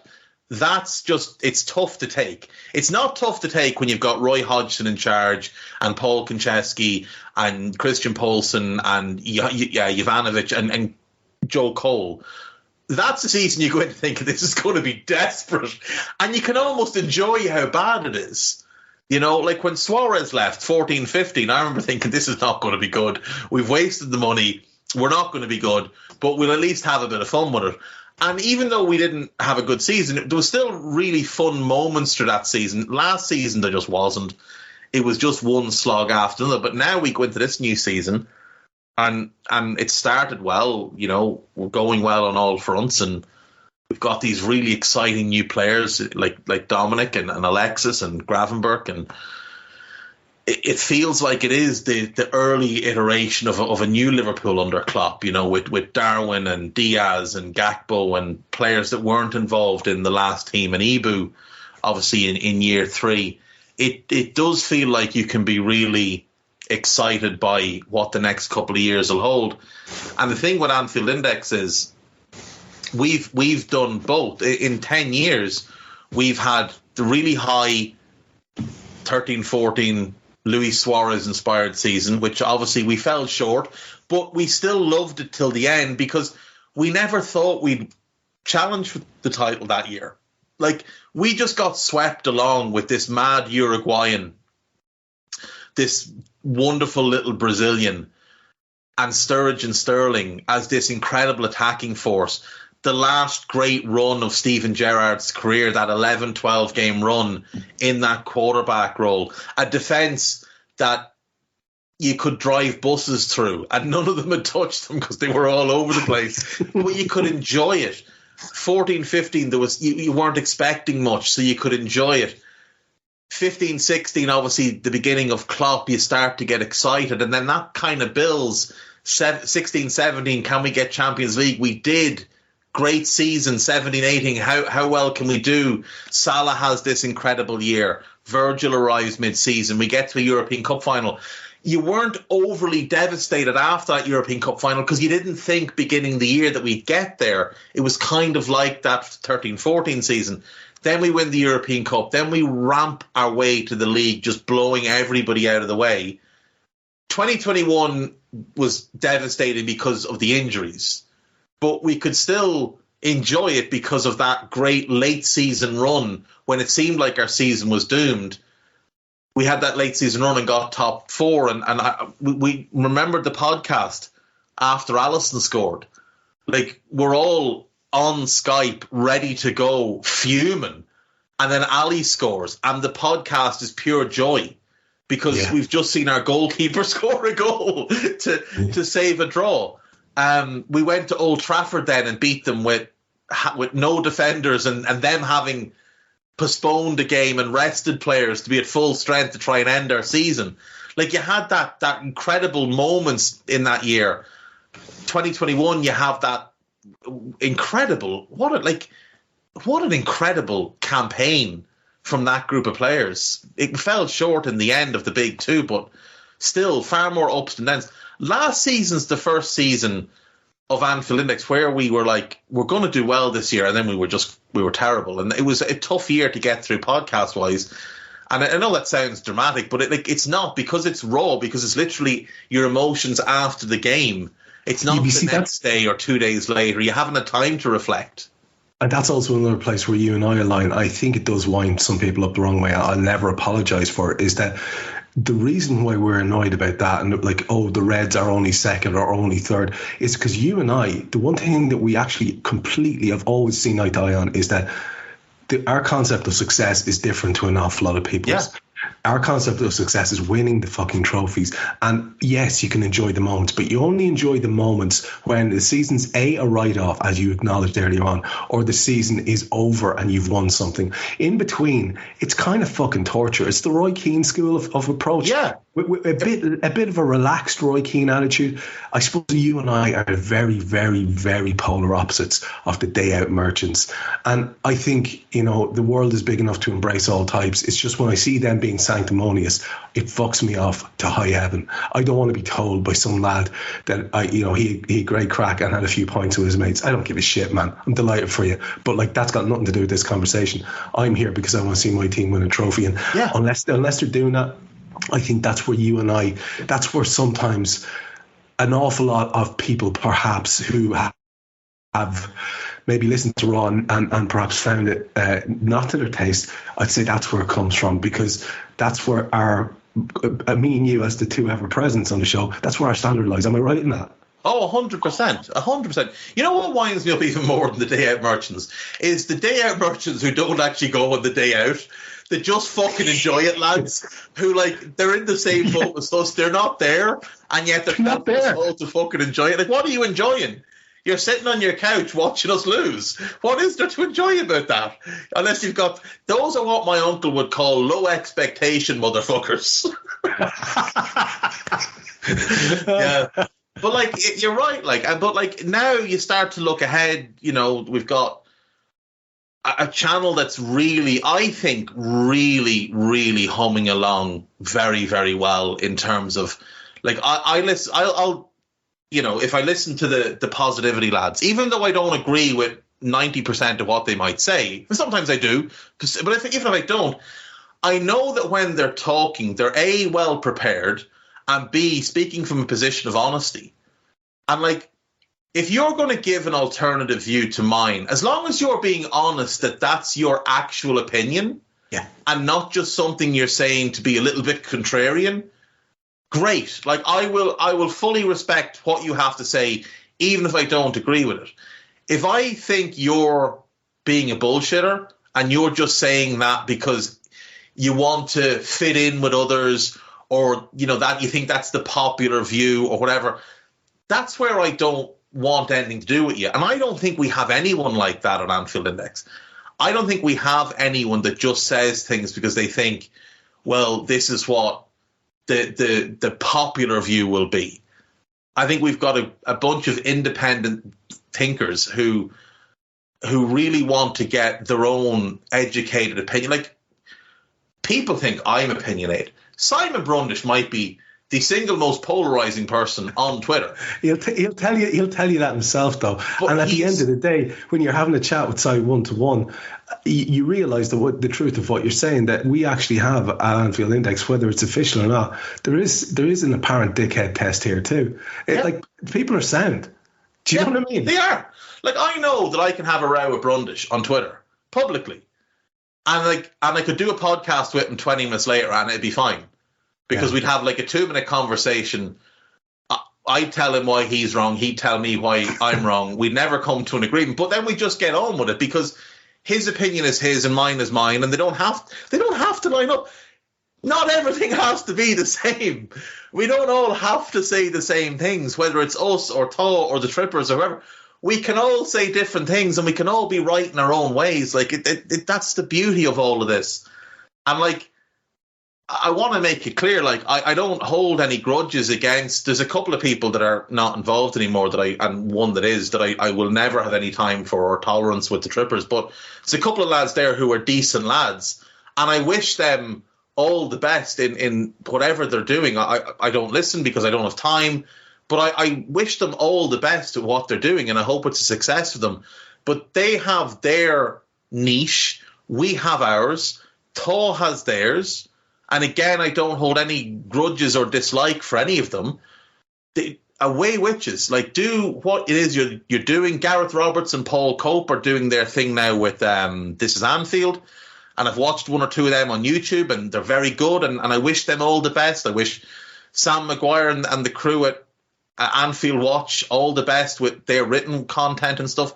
Because I don't see it as competition in a bad way. I see it as competition in a positive way, where we all drive each other to improve. And I know for a fact that certain other podcasts have listened to our stuff and said, right, well, that's interesting that they do that. Can we incorporate that into what we do?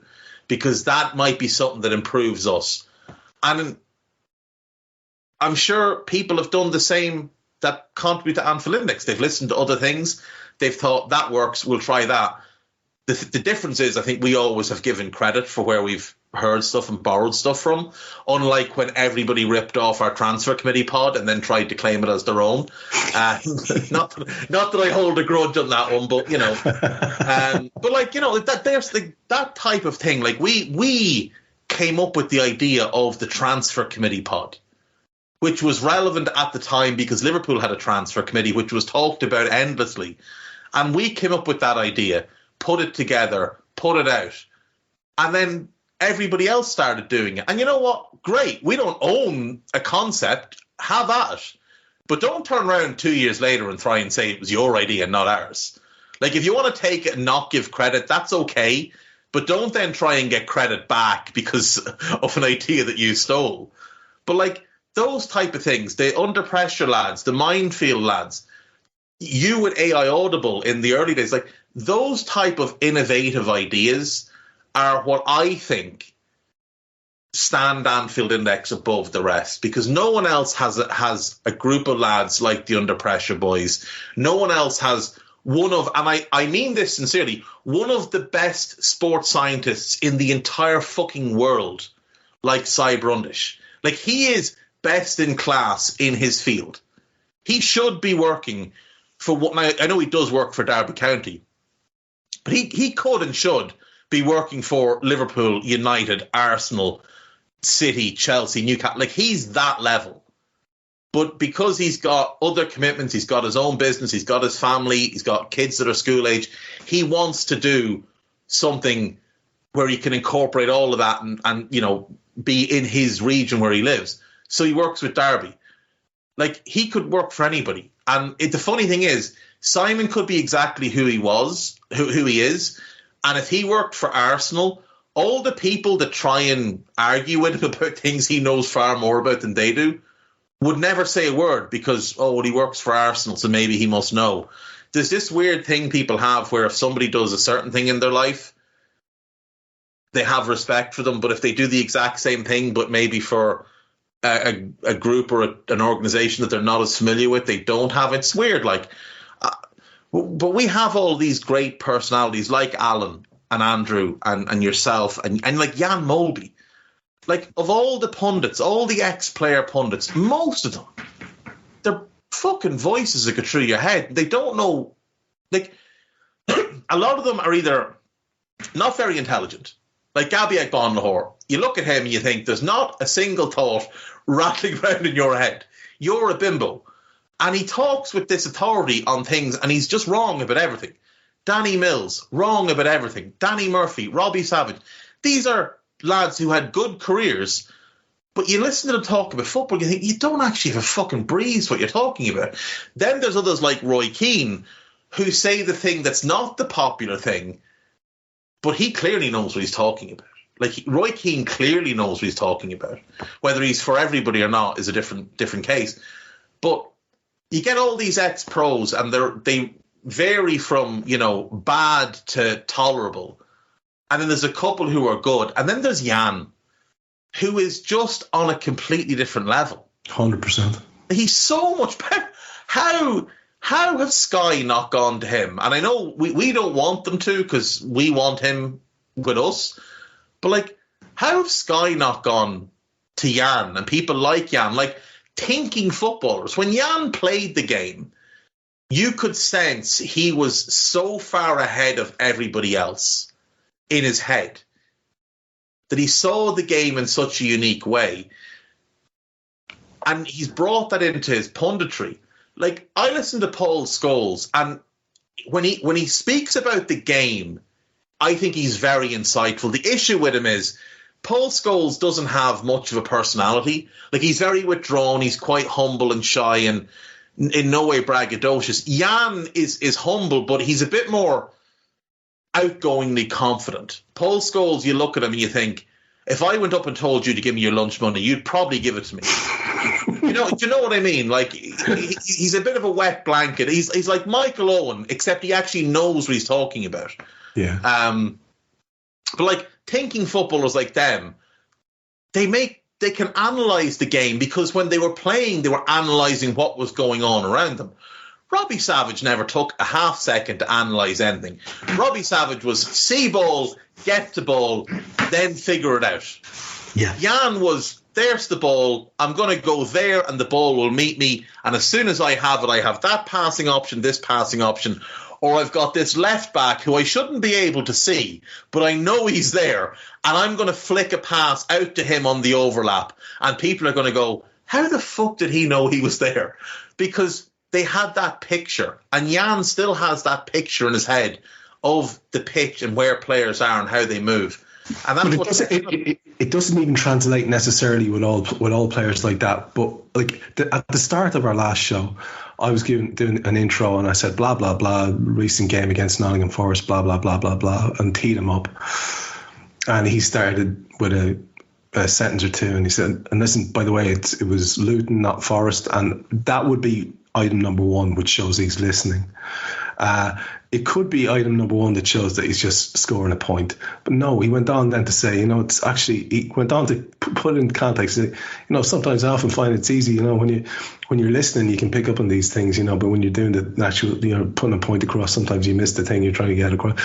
So not only was he sound enough to point out the thing, but he's also sound enough to say that, when you're listening, and then by dint of the fact that he's saying when you're listening, he's telling you that he's fucking listening to what I'm saying. I'm just some fella talking into a mic. Now, granted, we have built up a rapport over the years, and I'm not a dope, but at the same time, Jan gives me a huge amount of respect for my opinion and responds to it, which is remarkable. Yeah. And you don't expect that, So I just think in him, and this is what I think in this new era of the channel, if we could push anything that we have on the cards, let's get as many ears on Jan as possible. Yeah, 100%.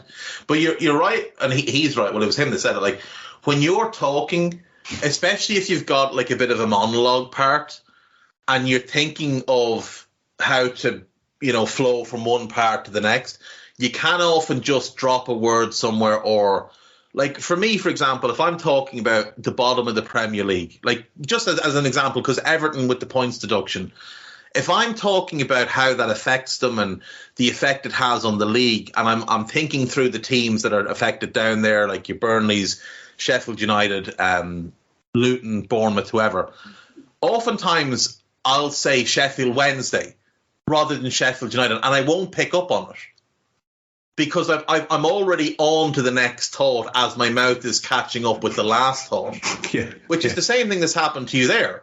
You're thinking ahead to how you're going to pass this on to Jan, so you've moved on from one thought to the next, so your mouth has gone Nottingham Forest, not Luton, and you haven't noticed the error, but he has because he's listening. And I know Eddie's great for that as well, because even though how he does it, I don't know. Eddie listens to stuff at 2.5 times speed, but he picks up on things like that. So Eddie will just message me and go, "By the way, you said Sheffield United or Sheffield Wednesday rather than Sheffield United." And I remember there was one I did where I must have done it 3 times, and I caught it the first 2 times, and I was like, "Oh, it's Sheffield United, not Sheffield Wednesday." And I carried on and carried on and carried on, and then I kept saying it afterwards. And I didn't pick up on it. And Eddie texts me, he goes, "After you scolding yourself at the start of that pod about saying Sheffield Wednesday over Sheffield United, you did it twice more later on." Like, for fuck's sake, because sometimes you just start to flow with stuff and your mind starts to rapidly move through what you're going to say. Because I don't write anything down. Like, I rarely will have notes. I'll write out, if someone asks me for a team, or if I'm doing like my power rankings on Two-Footed on a Tuesday, where I do say the best right side centre backs to ever play the game. So for those, I'll have to write them out in the list that I want to go through them.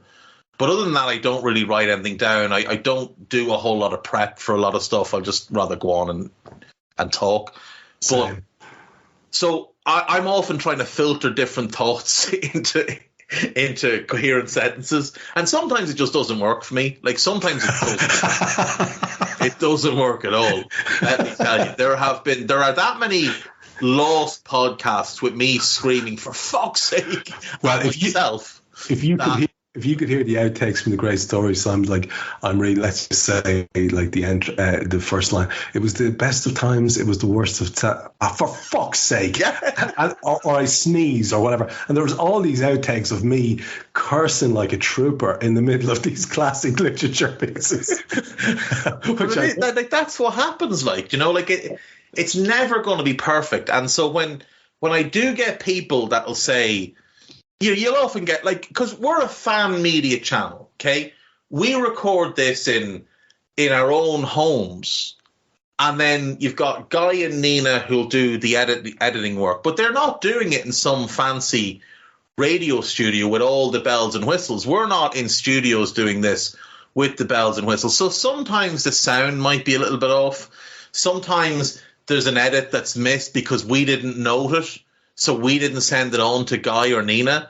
And you're not going to ask them to troll through a whole thing and go, by the way, there's an edit, but I can't remember where it is. So listen to that hour and a half long podcast and fix it. So sometimes things will not get picked up. But that's the difference between us doing this as this is us doing something that we want to do, that we enjoy doing, that we're doing for people to have something to listen to. We're not mass produced. We're not overly, glossed. We're not the BBC or whoever with these huge production budgets behind them. So, yeah, sometimes it's not going to sound as clean as what you might get when you download your latest edition of, the Times Football Podcast with a bunch of personality voids on it. You're going to get the rawness of people in normal life making mistakes on certain things. It just is what it is. And it works, I think. And I think that's a good spot for us to land on. And when Eddie's listening to this, I just want to remind him that I always feel self-conscious when I'm actually talking to Eddie in a proper conversation, like on the phone, because I think I probably sound to him, that scene from Wolves of Wall Street where they're on the Quaaludes. Yeah. And everything's slowed down because he probably thinks I have a high-pitched voice and I speak very quickly. He thinks we all sound like chipmunks. Exactly, and he's listening to me in real life. It's probably like he thinks he's on the lewd. But anyway, we should wrap it up there with a nod to Eddie and Greg and Gags and everybody involved, especially Guy, who's helping us through this and did earlier on during my troubles, and everybody else involved in the Anfield Index group of humans. As we said, every one of them passes the dickhead test. It's a joy, I think, personally, speaking for myself, and I think I can speak for Dave as well, to be involved with the channel and with these people. We look forward to entertaining you for another 10 years if we are allowed to do so, and hopefully in a bigger and better way each and every time. It's, like I say, a pleasure to do it. I don't think I say that enough. I do try to say it. It is actually a pleasure to do this. This is not anyone's concept of a burden. This is not anyone's concept of a tough gig. People often are good enough to acknowledge that it was good of us to get on after a particularly hard match or something, and fair play to you. And I really appreciate people saying that. But in the bigger scheme of things, I mean, it's not. It doesn't register. It's a privilege, and it's something that I feel is a privilege for 95% of the time. And I'm just going to wrap it up at that. But I want to give you the last word, man, before we do finish entirely. Any just final word or wrap up or thought on the idea of this channel and 10 years of existence? I think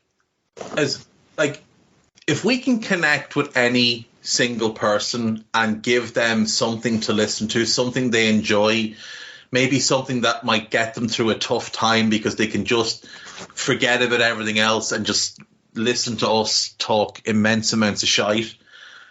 That for me is the most rewarding thing. You get, not often, but sometimes you will get people that'll say, look, I was going through a really tough time, but listening to you and Trev and Carlin and whoever else kind of cheered me up, or I was down after the game and listening to you lads kind of rationalize it, kind of help me kind of see the wood for the trees and whatever else. That to me means far more than having people, fucking tell me I'm great or anything. I enjoy doing this. I think I'm pretty good at it. I think I've gotten pretty good at it over the years. It means a massive amount to me when people, like you did earlier, tell me that they enjoy what I do. It really does. And I know I'm never going to be for everybody, because nobody is for everybody. No. And that's something that it took me a little bit of time to get to grips with, that I couldn't please everybody. Not necessarily in podcasts, but in life in general. You're never going to please anybody. As long as we can please a group of people who take time out of their days to listen to us, I see them as contributing every bit as much as we contribute just by taking time to do these. If people are willing to stop their day and listen to us, I think that's an incredible thing that they're doing for us. They're giving us a bit of a purpose with this as well. So for me, obviously, Gags has saved my life on more than one occasion. I'll leave it at that, but he has. He is an incredible human being that I owe more than I could ever repay to. Eddie and Greg are amazing individuals. The people behind the scenes, Guy, Nina, Rhodesy, they do an immense amount of work that doesn't get nearly enough credit. Like, Nina's been involved with Anfield Index for nearly the entire time. Yeah. And yeah, she had her own show and she did very well with that for a long time. But Nina was doing huge amounts behind the scenes that people will never know what the amount of work she put in, and the stuff that she had to go through in her personal life, and yet still was always available if any of us ever needed anything. And she's back with her videos now as well. So yeah, give them a watch. So make sure you're giving them a watch, because they're good.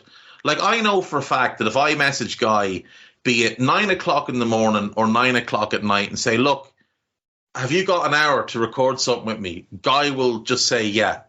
And he'll find a way to make it work around whatever he's doing. He might say, give me 15 minutes or whatever, but Guy will drop stuff to come in. And like, that's incredible that he's willing to do that, because he's busy with his own life as well. And he does, like, the amount of stuff that guy does behind the scenes is just a joke. Like, yeah. Like, all the contributors, like I mentioned earlier, I don't get on all that well with the lads that do the Positivity Podcast, but I know they're good people.